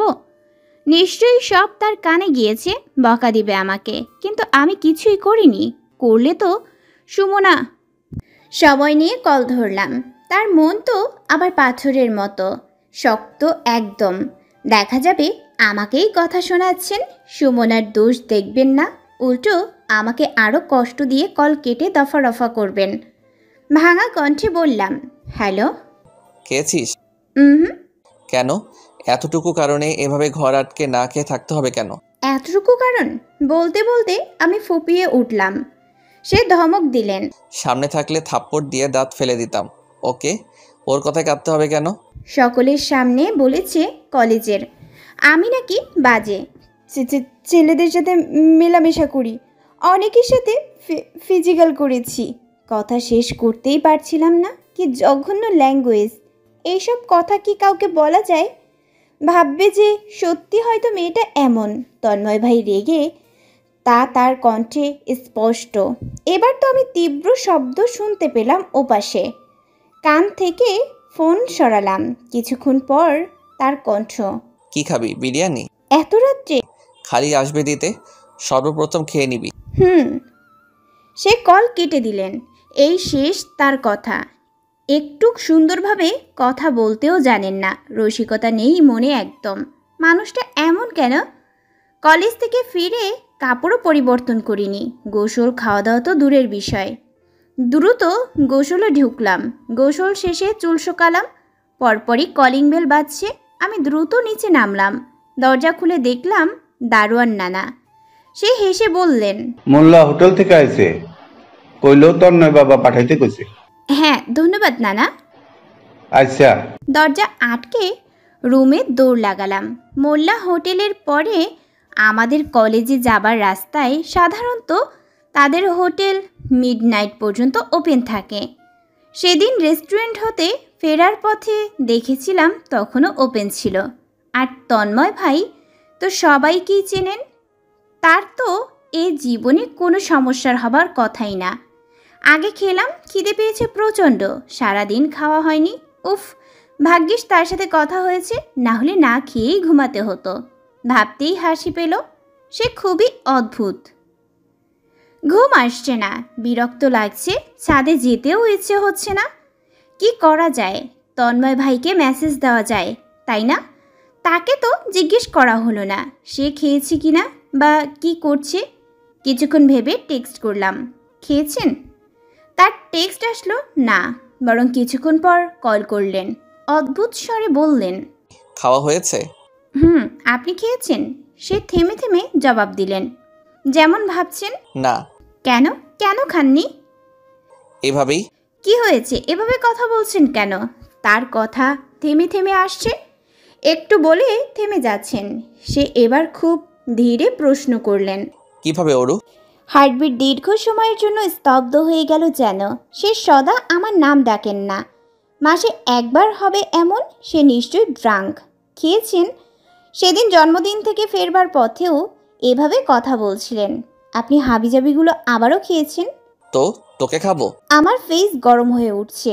সে কখনো এভাবে কথা বলেননি। হঠাৎ এ ধরনের ব্যবহার আমার ঠিক হজম হচ্ছে না। পেট মুচড়ে আসছে। কি হয়েছে তার? খেতে দিবি তোকে? লজ্জায় আমি বাকরুদ্ধ হয়ে আছি। এগুলো খেলে নাকি মানুষের মাথা ঠিক থাকে না, তা শুধু শুনেছিলাম। আজ তা সরাসরি শুনছি। সে সত্যি আর হুঁশে নেই, মাথা ঠিক নেই তার। নিশ্চয়ই থাকলে এগুলো বলতেন না। তুই তো দিবি না। তুই পারিস আমার থেকে ভাগতে, কাছেই আসতে চাস না। মনে হচ্ছে আমার সামনে এক নতুন তন্ময় ভাই, যাকে আমি আগে কখনো এভাবে দেখিনি। আচ্ছা, সে কি সারা জীবন এমন মাতাল থাকতে পারবে? সে এমনই থাকুক, দুষ্টু থাকুক, গোমরামুখও থাকার প্রয়োজন নেই। এমন ভয়ঙ্কর এক ইচ্ছে জাগছে, সেটা হচ্ছে তাকে দেখার। এই মুহূর্তে তাকে কেমন দেখতে লাগবে? নিশ্চয়ই অদ্ভুত সুন্দর, খুবই কিউট। সে তো এভাবেই মারাত্মক দেখতে। এখন নিশ্চয়ই কাউকে পাগল করার মতো দেখতে লাগছেন। এই মুহূর্তে তাকে দেখতে চাই, খুব করে চাই। সে ডাকলেন, অরু। মুখ দিয়ে যেন আনমনে চলছে। আমাকে কেমন লাগে তোর? ভালো লাগে? বুকে তীব্র স্রোত বইছে। এই স্রোত থামবে বলে মনে হয় না। কি বলবো, আমার তো তাকে ভালো লাগে না। মানে কেমন লাগে? শ্বাস নিতে কষ্ট হচ্ছে, ধুকপুক বেড়ে চলেছে ক্রমাগত। সে কি আমাকে আজ মারার প্ল্যান করেছে? অবশ্যই আমাকে তোর ভালো লাগে। লাগবে না কেন? না লাগলেও লাগতে হবে। এই পৃথিবীতে তোর জন্য শুধু আমি, তাই না? হ্যাঁ, আর কিছুক্ষণ হলে আমি মারা যাব। দ্রুত বললাম, আপনি কোথায়? রুমে। ঘুমিয়ে পড়েন। Good night. সে মিনমিনিয়ে ডাকলেন, অরু। জি জি। তার জবাব নেই, নেই কোনো আওয়াজ, শুধু তার শ্বাস নেওয়ার শব্দ। সে কি ঘুমিয়ে পড়েছেন? আমি ডাকলাম, হ্যালো। কথা নেই, ঘুমিয়ে পড়েছেন হয়তো। ফোন বুকে চেপে বসে রইলাম। তীব্র শ্বাস নেওয়ার প্রচেষ্টার মাঝে ঠোঁটে আমার বড় হাসি। মন এখনও শান্ত হয়নি, খুবই আওয়াজ করছে। বালিশে মুখ গুজে ফেললাম। সে আমাকে সত্যি পছন্দ করেন? আমাকে নিয়ে ভাবেন তন্ময় ভাই এই বোকা আরুকে পছন্দ করেন? আমাকে পছন্দ করেন ভাবতেই বুকের স্রোত দ্বিগুণ বেগে চলছে। ভোরবেলা বড়মার ডাকে ঘুম ভাঙল। চারপাশে চোখ বোলালাম। বড়মা তাড়া লাগালেন, যা মুখ ধুয়ে আয়, তোর পছন্দের বড় চিংড়ি রান্না করেছি, নিজে হাতে খাইয়ে দিব। আমি দ্রুত ফ্রেশ হলাম। চিংড়ি আর বড়মার হাত একদমই মিস দেওয়া যাবে না। বড়মা খাওয়াতে বসে পড়লেন। আসলেই তার রাধার কোনো জবাব নেই। খুবই সুন্দর রাঁধতে জানেন সে। দারুণ হয়েছে। তাই সব দারুণ লাগে? তুমি মানুষটাই দারুণ। হয়েছে রসিকতা, তাড়াতাড়ি শেষ কর, কাজ আছে বহুত। খাওয়া শেষ হতেই বড়মা আমার মাথায় হাত ছুঁয়ে দিলেন। মিষ্টি কণ্ঠে বললেন, মন খারাপ করবি না। সুমনা যা বলেছে তা তো আর সত্যি হয়ে যাচ্ছে না। তুই আমাদের মেয়ে, আমরা জানি আমাদের মেয়ে কেমন, ঠিক আছে? আমি হাসলাম, হ্যাঁ। লক্ষ্মী একদম। যাচ্ছি আমি। বড়মা চলে গেলেন। আমি দ্রুত ফোন ধরলাম। কাল রাত্রের সব তাহলে সত্যি।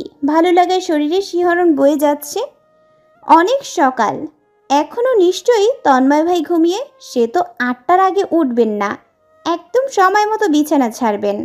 দীপ্ত এসেছে, হাতে ড্রয়িং বুক। আজ আমার পিকচার আর্ট করেছে, তুমি দেখলে এখান থেকে লাফ মেরে বুড়িগঙ্গায় চলে যাবে। এটা কোনো কথা? আমি বললাম, তাই নাকি? দেখি ও বাঁকা হাসলো। আর চোখে তাকিয়ে দেখলো সাথে সাথে আমার চেহারা লালে পরিবর্তন হয়ে গেল। এই ফাজিল ছেলে, ও সেই রেস্টুরেন্টের ছবিটি এঁকেছে যেটা তন্ময় ভাইয়ের লক স্ক্রিনে। দীপ্তর বাচ্চা, এটা আমাকে দে।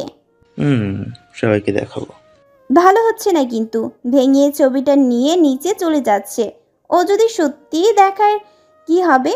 ছেলেটা তো আস্ত অবাস্তিক। সকাল থেকে দুপুর পর্যন্ত বিবেচনা করে এবার একটা টেক্সট তন্ময় ভাইকে সেন্ড করেই ফেললাম। রাতে ড্রাঙ্ক ছিলেন, সে ঠিক আছে কিনা চিন্তা হচ্ছে খুব। অবশ্য তার সাথে বন্ধুরা আছেন, এক একজনের জন্য জান প্রাণ দিয়ে দেন। তারপরেও আমি এই কিছু মাথায় গাঁথলে সেটা দ্রুত বের করা অসম্ভব। অতিরিক্ত বাড়তি স্ট্রেস নিয়ে ফেলি, যেটা কখনো হবে না সেটা নিয়েও ভাবতে বসে পড়ি। অনেকক্ষণ অপেক্ষা করলাম, তার জবাব নেই। সে কি ব্যস্ত? হয়তো, না হলে নিশ্চয়ই জবাব দিতেন। ভাবতে ভাবতে নিচে নামলাম। টিভি দেখতে মাত্র বসেছিলাম, তখনই বাড়ির কলিং বেল বাজছে।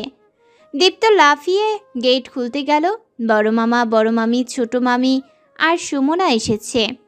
আমি সোফায় শক্ত হয়ে বসে বড় নিঃশ্বাস ফেলে উঠলাম। মামা মাথায় হাত রাখলেন।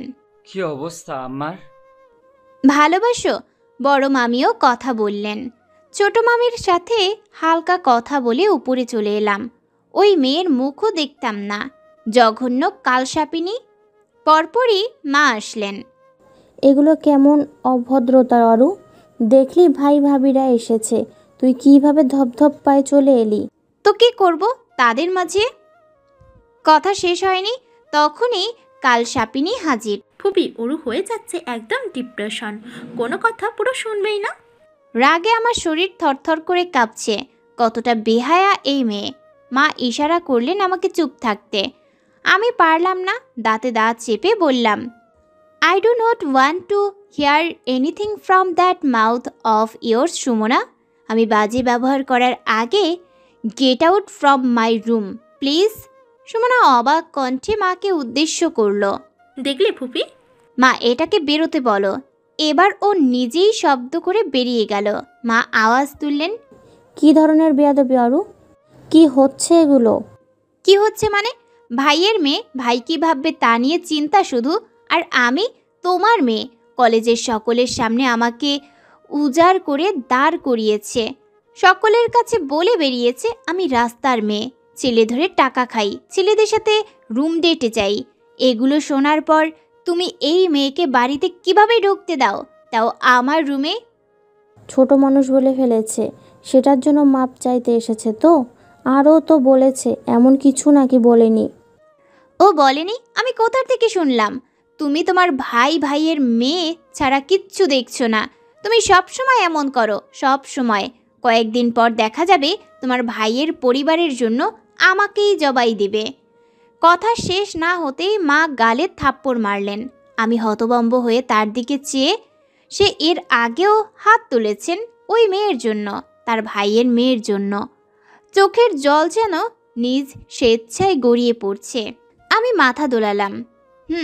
থাকো ভাই আর ভাইয়ের মেয়ে নিয়ে।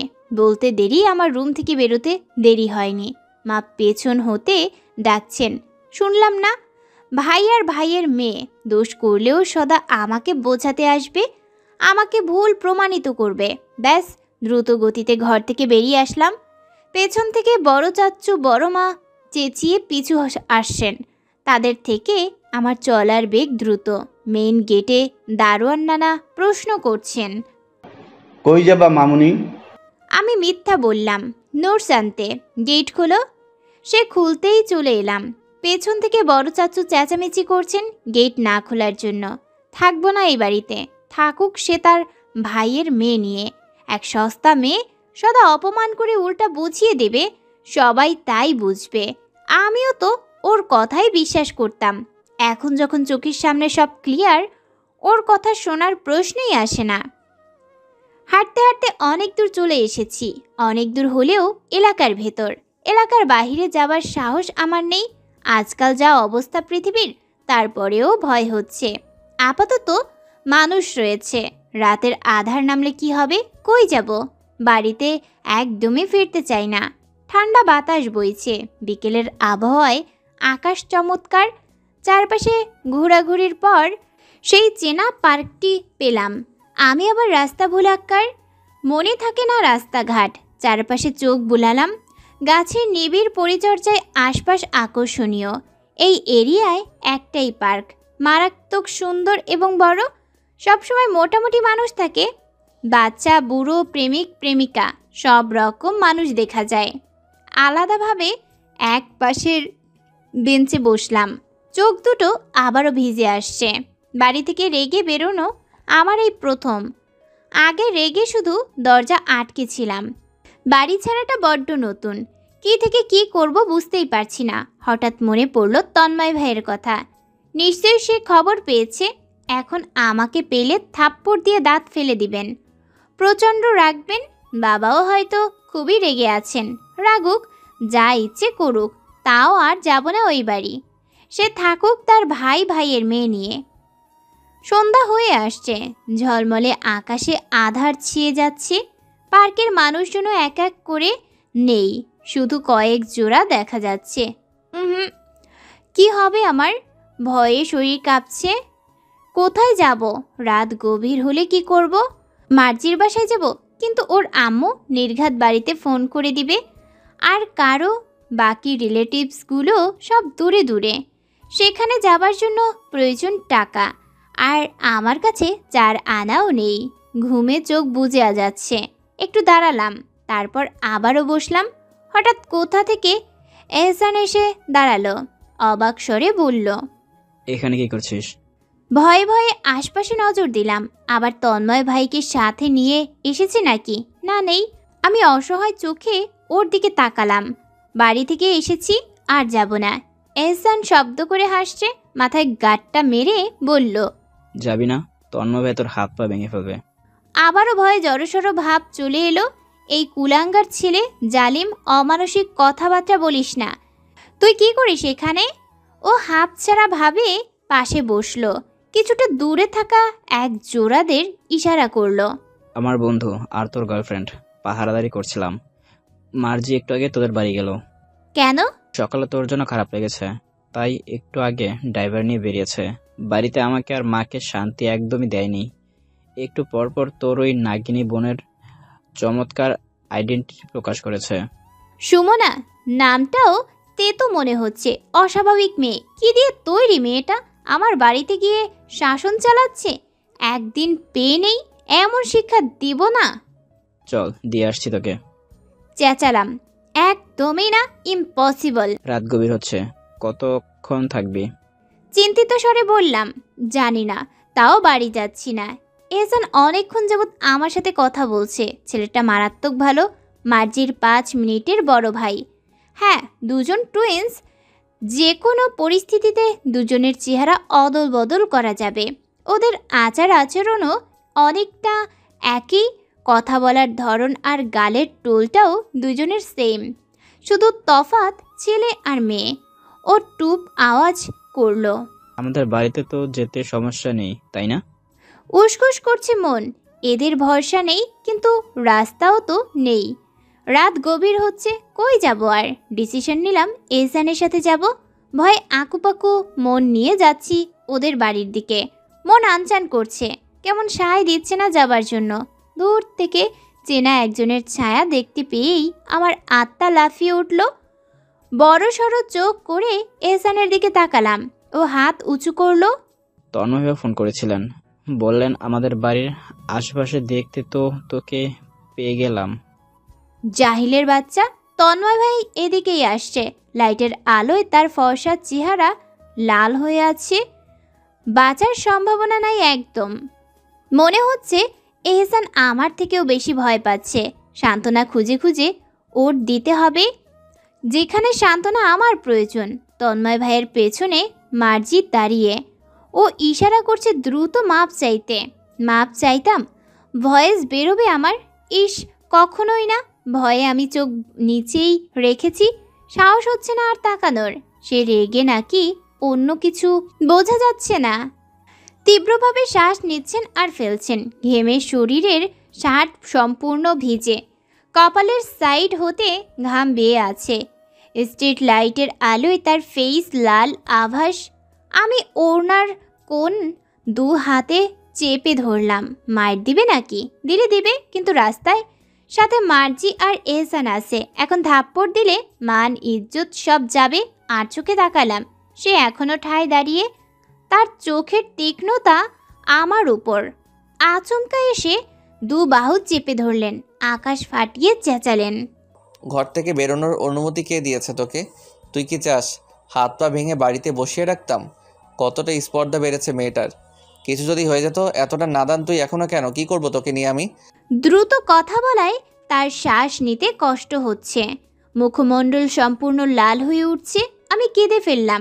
কাঁদতে কাঁদতে তার কোমর জড়িয়ে ধরলাম। দ্রুত মাথাটা তার বুকে এলিয়ে দিলাম। তাকে এভাবে দেখে আমারই ভয় করছে, অথচ জড়িয়ে ধরে নিজেই হতভাগ। সত্যি এমন একটা কাজ করে ফেললাম আমি। হাত কাঁপছে। আমার বুকের তীব্র ধুকপুক কি শুনতে পাচ্ছে সে? তার শরীরের সেই অদ্ভুত ঘ্রাণ নাকে আসছে, মেনলি স্মেল। তাকে দেখেই বোঝা যাচ্ছে কতটা ক্লান্ত সে। নিশ্চয়ই ঢাকা থেকে ডিরেক্ট এসেছেন আমায় খুঁজতে। তন্ময় ভাই শক্ত হয়ে আছেন। তার চেঁচামেচি বন্ধ হয়ে গিয়েছে নিমিষেই। ধীরে কেমন শান্ত হয়ে গেলেন। পরপরই আমার মাথা চেপে ধরলেন, শক্ত কণ্ঠে বললেন, আর কখনো যদি এটার দ্বিতীয়বার না আসে, যদি আসে সেদিনই দুপা ভেঙে বাড়িতে বসায় রাখবো, শুনেছিস? আমি তার বুকেই মাথা দোলালাম। সেও দাঁড়িয়ে এক চুলও সরেনি, বরং ধীরে পিঠে হাত রাখলেন। হঠাৎ চোখ গেল বাম সাইডে। মার্জি মুখ চেপে হাসছে। লজ্জা লেগে উঠল। দ্রুত সরে দাঁড়ালাম। সামনে তাকাতেই দেখলাম দ্রুত পায়ে রবিন ভাই আসছেন, সাথে বাবা আর চাচ্চু। সোজা হয়ে দাঁড়ালাম। তখনই বাবা এসে বুকে আগলে নিলেন, তার গাল আমার মাথায় রাখলেন। বাবা এখনও কাঁপছেন, যেমন বড় ম্যারাথন শেষ করে এসেছেন। রবিন ভাই অসহায়ত্ব কণ্ঠে বললেন, পাগল মতো নাচ শিখেছিস ভয়ঙ্কর ভাবে। দেখ, এখনো শ্বাস নিতে পারছি না। হয়েছে, মেয়েরা ক্লান্ত, বাড়ি চল। আবারও চোখের কোণে জল জমছে। বাবা দু হাতে মুখ তুলে চোখের জল মুছিয়ে দিচ্ছেন। তার চোখ মুখ অন্ধকার। এতই কেঁদে ফেলবেন এমন অবস্থা। সে আমাকে জড়িয়ে হাঁটা ধরলেন। কোনো প্রশ্ন বা রাগ কিছুই প্রকাশ করলেন না। গাড়িতে বাবা আমাকে নিয়ে পিছু বসলেন। বাবার বুকে মাথা এলিয়ে দিলাম।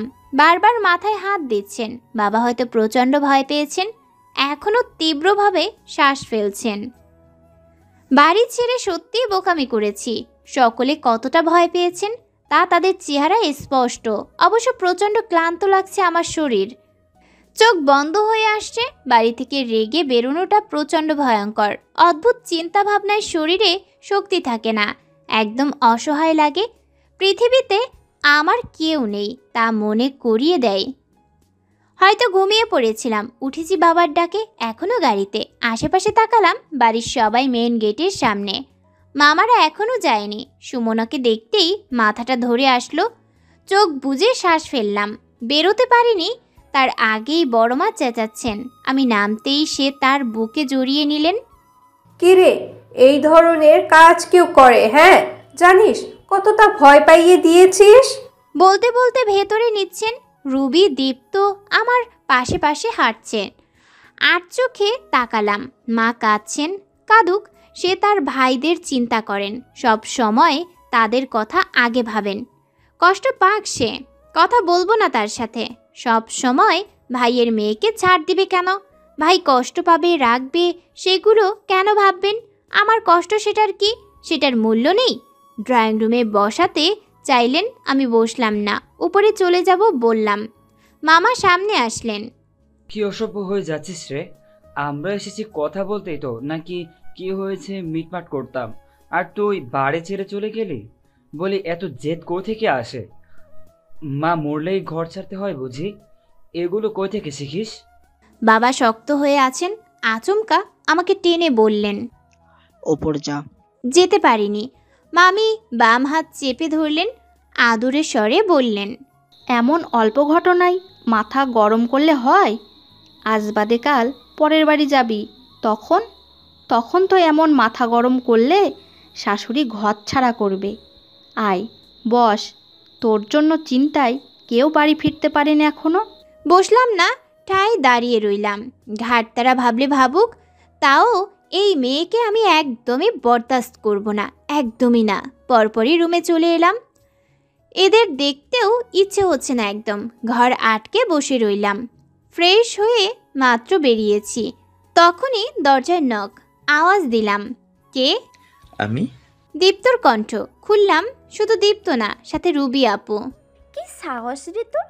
বাবা, ভয় পাইছে দিয়েছিস আমাদের। কি মারাত্মক থমথমে পরিবেশ ছিল বাড়িতে, তা যদি দেখতিস। কথা বললাম না, রুবি আপু গাল ছুঁয়ে দিলেন। গালে মেরেছিল চাচ্চি? দীপ্ত হাত টেনে বিছানায় বসালো। চিন্তা করিও না, আর কখনো চাচি হাত তুলবে না তোমার ওপর। আর ছোট্ট চাচু সেই রেগেছেন, চাচিকে সোজাসাপটা বলেছেন ভাইয়ের পরিবারের তরফদারি করতে চাইলে লাগেজ নিয়ে চলে যেতে। আরও বলেছেন আমার মেয়ের গায়ে আর কখনো হাত তুলবে না।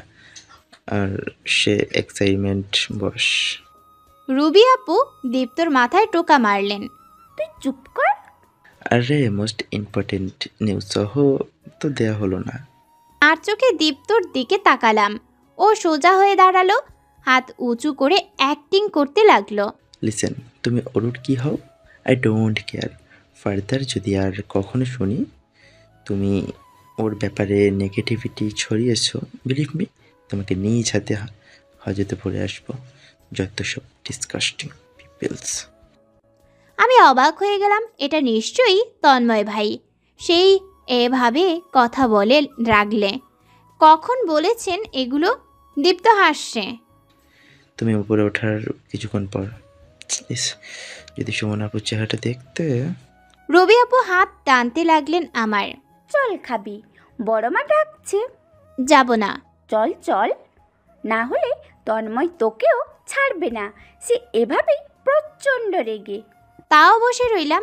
মা হয়তো আমার উপরে রেগে এখন দেখলেই সব ঝাড়বেন। আর এখন কোনো কথা শুনতে প্রস্তুত নই আমি। ওদের দুজনকে জোরপূর্বক বের করলাম, তারপর বিছানায় লাফ মারলাম। আপাতত একটা ঘুম প্রয়োজন। হঠাৎ তন্ময় ভাইয়ের কণ্ঠে লাফ মেরে বসলাম। সে হয়তো দরজার সামনে দাঁড়িয়ে ডাকছেন আমায়। ওরু। দ্রুত জবাব দিলাম, জি আসছি। শরীর থেকে চাদর সরিয়ে উঠে দাঁড়ালাম। ওড়না খুঁজে বুকে জড়িয়ে দ্রুত বেরোলাম। জি। খেতে আয়। ইনিয়ে বিনিয়ে বললাম, খিদে নেই, খাবো না। থাপ্পড় খাবি, দ্রুত হাঁট। অসহায় আমি, একদম কপালে সুখ নেই। নিচে নেমে চুপচাপ টেবিলে বসলাম। লজ্জা করছে, সবাই খুবই রেগে আমার উপর। হয়তো এত বড় কাণ্ড করলাম, এখন প্রচণ্ড অপ্রস্তুত হয়ে আছি। বড় মা পেছন হতে গাল টানলেন। এবার ছাড় পাচ্ছিস, এরপর এমন কাজ করলে খবর আছে। কিন্তু ছোট চাচি ধমকে দিলেন আমায়। তুই ছোট, যদি কিছু হতো, বোকা মেয়ে, কতটা টেনশনে রেখেছিস? আইডিয়া আছে? আইডিয়া থাকবে কিভাবে, মাথায় আবর্জনা দিয়ে ভরা। রবিন ভাইয়ের কথায় তাকে ভেঙচি দিলাম। কি সাধু সঙ্গ আসছে, নিজেই কতবার রেগে বাড়ি ছাড়লো, আমাকে ভাষণ দিচ্ছে। বাহ। কাকে ভেঙচি দিস? আমি তোর বর। রুবি আপু ঠেস মারলেন। কি আমার বড়? সকলেই হাসছেন আর কথা বলছেন। ভুলেই গেলাম আজকের বড় ড্রামার কথা। হঠাৎ বড় চাচ্চু বললেন, রবির জন্য প্রস্তাব এসেছে। নিমেষেই থমথমে হয়ে গেল পরিবেশ। শুধু তন্ময় ভাইয়ের অনুভূতিহীন কণ্ঠ। আমার এক বন্ধু রুবিকে পছন্দ করে, রুবিও পছন্দ করে। ছেলেদের অবস্থা ভালো, তুমি বললে ও ওর পরিবার নিয়ে আসবে। কি সাহস, একদম সোজা বলে দিল। এদিকে রবি আপু খাবার রেখে দৌড়। বাকি সবাই তন্ময় ভাইয়ের দিকে তাকিয়ে, যিনি আপাতত খাচ্ছেন, মাথা নিচু করে, কোথাও তাকাচ্ছেন না। তার কি কোনো হেলদোল নেই? সে যে রুবি আপুর সম্পর্ক ফাঁস করে দিল। সকলেই বেশ অপ্রস্তুত। বড় চাচ্চু বললেন, কোন বাড়ির ছেলে? এদিকে থাকে তো। হ্যাঁ।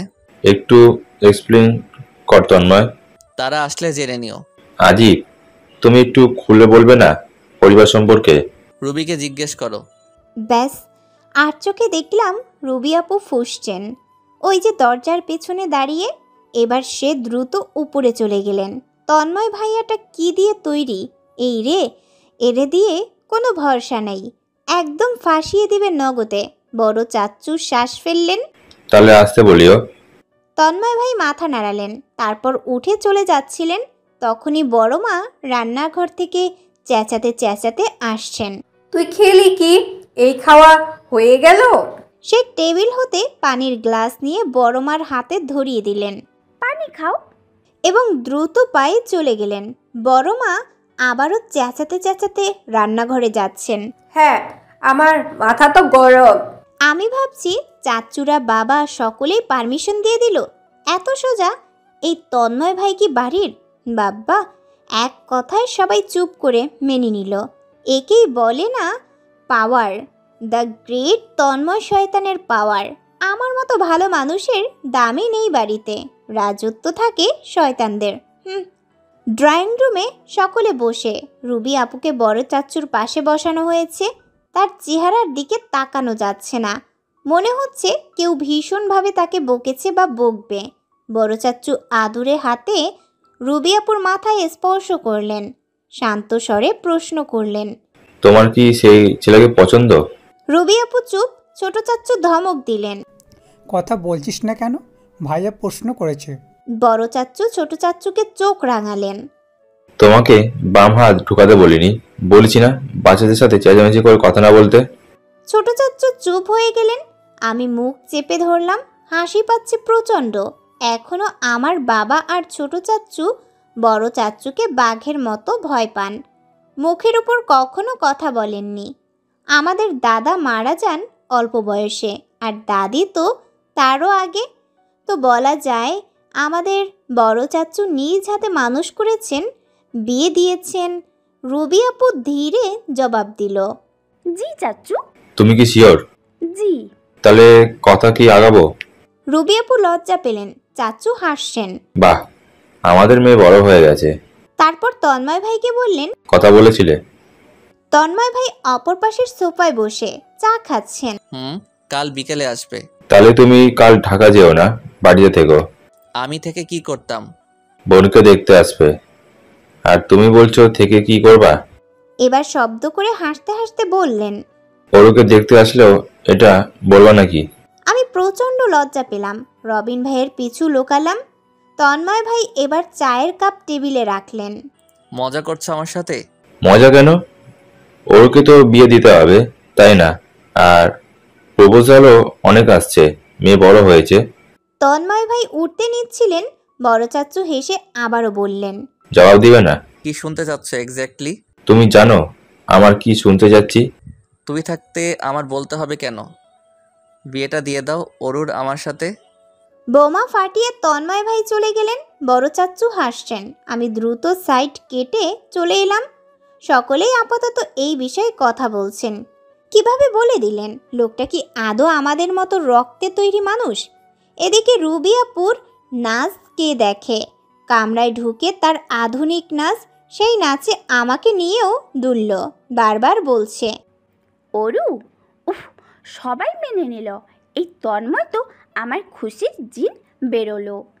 আর দীপ্তকে তো কোলেই নিয়ে ফেললেন। নামো আমাকে। কি লজ্জাজনক, আমার কি বয়স আছে এখনো কোলে চড়ার? আমার খুশিতে তোরাও নাচবি? নাচবো, আগে নামো। দীপ্তকে নামিয়ে দিয়ে ও চোখ গরম দেখিয়ে চলে যাচ্ছে আর ধীরে ধীরে কি কি যেন বলছে। সেদিকে খেয়াল নেই রুবি আপুর। তিনি দিব্যি নাচতে ব্যস্ত।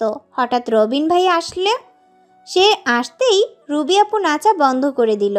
বাহ, এত সুখ! ওই, তোর কমন সেন্স নেই? দেখছিস মেয়েরা মেয়েরা ঘরে? মেয়েদের দেখছি না, বোনের নামে গরুর মাংসে তৈরি 2 গরু দেখছি। আমি অবাক চোখে তাকালাম। এইটা বলতে পারলো? আমি কি বলবো তার আগেই রুবি আপু রবিন ভাইয়ের চুল টেনে ধরলেন। শুরু হলো দ্বিতীয় যুদ্ধ। এদের লেগেই থাকে। আর আমার লাগে তন্ময় ভাইয়ের সাথে। অবশ্য এমন চুল টানাটানি না, খোঁচা মেরে কথা বলা, সেটাও তন্ময় ভাই মারেন। আমি তো তার সাথে কথা বলেই পারি না।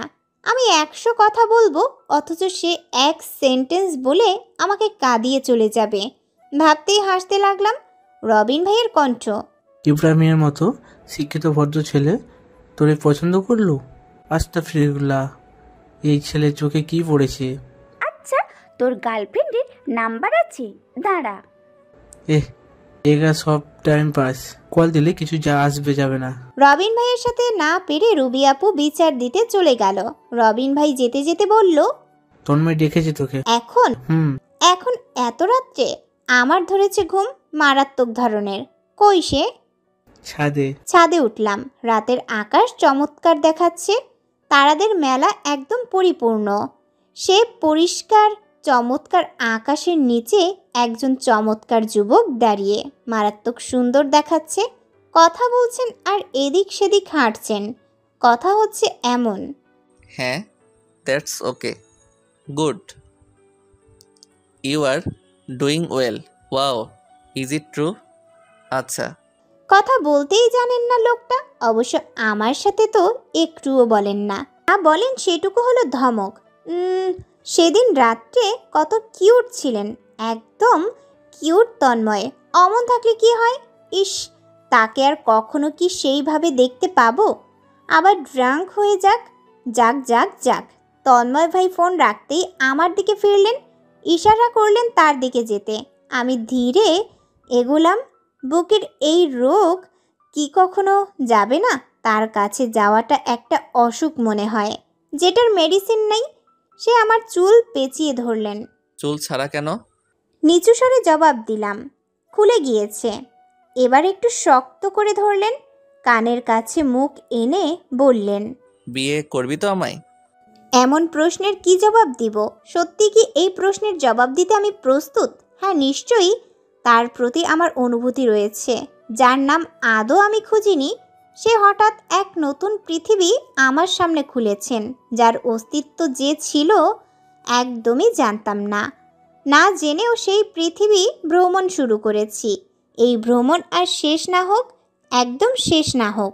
একটু ধীর কণ্ঠে বললাম, যদি না বলি। বলেও আমি ঢোক গিললাম। থাপ্পড় না মারলেই হচ্ছে। সে ভুরু উঁচু করে করলেন, আচ্ছা দেখি, না বলে দেখা। অবশ্যই আমি না করতে পারবো, আমার ডিসিশন। অবশ্যই, আই এম ওয়েটিং। সে সত্যি অপেক্ষা করছে না শোনার জন্য। আমি চেষ্টা করলাম, কিন্তু নাটা মুখে আসছেই না। তাকে না করার ক্ষমতা কি আমার নেই? আমি আর চোখে অন্যদিকে তাকালাম। এভাবে তাকিয়ে থাকলে হচ্ছে না। এটা কেমন কথা? না তো আমার মুখের উপর বলতেই হবে। চোখে চোখ রেখে, come on, can you do it? গোমরা মুখে বললাম। না শোনার জন্য এত উতলা হলেন কেন? সে হাসলেন, কারণ তুই পারবি না। এত আত্মবিশ্বাস ভালো না। ভেঙে দেখা আত্মবিশ্বাস। মাথা নিচু করে রইলাম। আমি তো সত্যিই পারবো না। সে আমার গাল টেনে ধরলেন, তারপর ধীরে আমার নিশ্চুপ ঠোঁটে তার আঙুল ছোঁয়ালেন। জবাব নিয়ে সামনে আসবি আমার। চুল ছাড়লেন এবং কাঁপতে থাকা আমাকে রেখে চলে গেলেন। কি ধরনের শয়তান এটা? জবাবের জন্য লাফাচ্ছে। সে কি আমাকে প্রপোজ করেছে যে জবাব দিব? আজীব।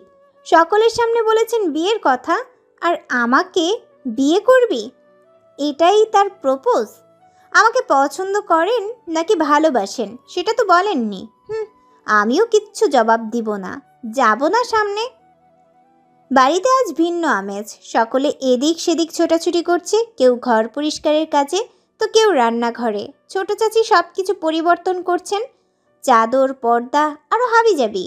বড় মা রান্নাঘরে, মা কাটাকুটি করছেন। রুবি আপু ঘুম থেকে উঠে রূপচর্চায় অত্যন্ত ব্যস্ত। দীপ্ত ড্রয়িং রুমে টিভি দেখছেন। আমিও সেখানে গেলাম। আলগোছে পা তুলে বসে পড়লাম। কোলবালিশ চেপে দীপ্তকে হুকুম দিলাম, যা আইসক্রিমের বক্স নিয়ে আয় ফ্রিজ থেকে। ও ভুরু কুচকালো। আইসক্রিম ফ্রিজে? পড়াশোনা শেষ হয়ে গেল? আশপাশে তাকিয়ে বললাম, তন্ময় ভাইকে দেখছি রাত্রে আনতে। দীপ্ত দৌড়ে গেল, সাথে চামিচ আর বক্স আনলেন। দুজন বেশ খাচ্ছি আর মুভি দেখছিলাম। মহেশ বাবুর ভাড়া চলছে। আহা, যখন প্লেন থেকে নামার সিনটা আসে আমার মনের দরজা সব দিক দিয়ে খুলে যায়। তারপরের অ্যাকশনগুলোর কথা কি আর বলবো, লাজবাব, একদম লাজবাব। আর চোখে দেখলাম চাচ্চুরা, আব্বু, রবিন ভাইয়া আর তন্ময় ভাই আসছেন। চাচ্চু আব্বু নিজেদের রুমে চলে গেলেও তন্ময় ভাই গেলেন না। সে অপোজিট সোফায় পা তুলে বসলেন, ফোনে কি যেন টেপাচ্ছেন। অথচ সে আশায় এখন আমার আর মহেশবাবুর ধামাকা এন্ট্রিতে মন নেই। আর চোখে তাকে দেখতে ব্যস্ত। কিছুতেই পছন্দের মুভিতে আর মন বসাতে পারলাম না। এটা কোনো কথা? একসময় আমার আর চোখে তাকানো হাতে নাতে ধরে ফেললেন সে। আমি দ্রুত টিভির দিকে ফিরলাম, লজ্জায় মুখে গরম ভাব। দীপ্ত বলল, মুভি দেখবে নাকি তন্ময় ভাইকে টিভির সামনে আনবো? এবার লজ্জায় বোবা বনে গেলাম। মা নিজ্জত আর রাখলো না এই ছেলে। তন্ময় ভাই বাঁকা হাসলেন, তারপর উঠে চলে গেলেন। কিছুক্ষণ ঠায় বসে রইলাম, তারপর বালিশ দিয়ে দীপ্তকে মারলাম। কাঁদো কাঁদো স্বরে বললাম, ফাজিল, দাঁড়া, আর চাচিকে বিচার দিব। তুমি করলে দোষ নেই, আমি বললেই দোষ। কি বেয়াদ্দপ হয়েছে ছেলেটা। চোখ মুখ অন্ধকার করে বসে রইলাম। আর তাকাবো না এই তন্ময়ের দিকে। জাহান্নামে যাক, আর তাকাবো না, একদম না। গোসল করে বিছানায় বসলাম। আজ তন্ময় ভাইয়ের দেওয়া কামিজের মাঝে একটা পরেছি, খুবই সুন্দর, আর আমাকে মানিয়েছেও। আয়নার সামনে কতক্ষণ দুললাম, ভাবলাম একটা ছবি তোলা যাক। না, ছবি তুলে কি হবে, ধুর। ফোন রেখে রুমের বাইরে উকি দিলাম, কেউ নেই। কিছুটা এগুলাম, হ্যাঁ, তন্ময় ভাই রুমে। কি করছে? নিশ্চয়ই গোসলে ঢুকেছে। আর চোখে আশেপাশে তাকিয়ে তার রুমে উকি দিলাম। ওই তো দাঁড়িয়ে, গোসল করে ফেলেছে, চুল মুছছে তাওয়াল দিয়ে। তখনই পেছন থেকে কেউ আমার ঘাড়ে টোকা দিল। ভয় নিয়ে পিছনে ফিরলাম। দীপ্ত, এই বেয়াদব ছেলে। বুকে ফু দিলাম। এখনই আমার জান উড়ে যাচ্ছিল, গলা শুকিয়ে আসছে। হঠাৎ দীপ্ত ধাক্কা দিল ভেতরের দিকে, পরপরই চেঁচাতে লাগলো, ওর আপু, তুমি ওকে দিয়ে কি দেখছিলে? দৌড় দেওয়ারও রাস্তা নেই। তন্ময় ভাই এগিয়ে আসলেন। আমি আমতামতা করে বললাম, উকি ঝুঁকি দিচ্ছিলাম না, ভাইয়া আছে নাকি দেখছিলাম। আসলে ফোনে প্রবলেম দিচ্ছিল। তন্ময় ভাই আমার দিকে তাকিয়ে কিছুক্ষণ মাথা থেকে পা পর্যন্ত দেখলেন। হয়তো বিশ্বাস করছেন আমার কথা। বললেন, ফোনটা নিয়ে আয়। মিথ্যে বলছে? এই শয়তান ছেলের জন্য শান্তি নেই বাড়িতে। দ্রুত সেখান হতে চললা এলাম। এটাকে প্যাকেট করে পানিতে চুবাতে হবে। আমাকেও ছাড়ছে না। কতবার লজ্জাকর পরিস্থিতিতে ফেললো। কি ভাবছেন সে? আমি আর বেরোলাম না। কি বেরোবো? ফোন তো ঠিক আছে, আমাকে দেখলেই ফোন দেখতেই চাইবেন। তখন ইব্রাহিম ভাইয়ের পরিবার আসলো বিকেলের দিকে। মোট 6 জন। ইব্রাহিম ভাইয়ের বাবা, মা, ছোট ভাই, মামা আর মামার মেয়ে। তার ছোট ভাই আর মামার মেয়ে আমাদের বয়সী। মিনিটে আমার সাথে মিশে গেল। ব্যবহার মারাত্মক চমৎকার, কথা বলার ভঙ্গি খুবই সুন্দর। তার ছোট ভাইটার নাম হচ্ছে মাহিম, আর মামার মেয়ের নাম রাইসা। রাইসা অনেকটা চাইল্ডিশ, কথাতেই বোঝা যাচ্ছে। আর মাহিম খুবই ম্যাচিওর্ড, শান্ত কণ্ঠ আর বড্ড মিশুক। রাইসা দীপ্তকে বেশ পছন্দ করলো। ঝাঁকড়া চুলগুলো দেখিয়ে বলল, কি কিউট দেখাচ্ছে, তাই না? ছেলেদের কিউট বলতে হয় না। ও বাচ্চা এখনো। কিসের বাচ্চা? তুই না বাচ্চা? আবার এলো। তাহলে কি সব পরিবারে কাজিনদের ঝগড়া লেগেই থাকে? কোথাও শান্তি নেই। রাইসা, মাহিম ওদের নিয়ে এলাম উপরে। রবি আপু ওদের দেখে হাসলেন। বিছানায় বসিয়ে এসে আমার সাথে দাঁড়ালেন। রাইসা কিটকিটিয়ে হাসছে। আজ তো ইব্রাহিম ভাই গেয়ে কামছে, কি সুন্দর লাগছে ভাবিকে। রবি আপু লজ্জা পেলেন, যা বলে সে অন্যদিকে ফিরে গেলেন। আমি হাসলাম। আসলেই এই অনুভূতি খুব সুন্দর, অদ্ভুত সুন্দর। ইব্রাহিম ভাইয়েরা গেলেন রাত 10টার দিকে। তাদের আর আমাদের বাড়ির গুরুজনদের রিয়াকশনে বোঝা যাচ্ছে তারা মেনেছেন, কিন্তু এখনও সঠিক জানা নেই। আমি তো ছিলাম না নিচে। যাও একবার শোনার জন্য নিচে নেমেছিলাম। তন্ময় ভাই ধমকে পাঠিয়ে দিলেন। রুবি আপু বিছানায় বসে, হ্যাঁ নাকি না কিছু বলেছে? আমি বললাম, না কেন বলবে? আমার ভয় হচ্ছে। তন্ময় কই? আমি জানি। আপু নিজেই তন্ময় ভাইকে কল লাগালেন, তাকে বললেন উপরে আসতে। সে আসলেন খানিকক্ষণ পর। রুবি আপু অস্থির কণ্ঠে প্রশ্ন করলেন, কি কথা হলো? কি হবে? তন্ময়? সে হাসলেন হালকা। রুবি আপুর মাথায় হাত ছোঁয়ালেন। এত তারা চলে যাওয়ার? ব্যাস, রুবি আপুর মন খারাপ হয়ে গেল। তন্ময় ভাই বললেন, কিছুদিনের মাঝে বিয়ের ডেট ফিক্সড করবে। দীপ্ত তো লাফাতে শুরু করেছে। এই বিয়ে খাবো। ওয়াও, তাহলে আমাদের বাড়ি বিয়েতে খুব জলদি রূপান্তরিত হচ্ছে।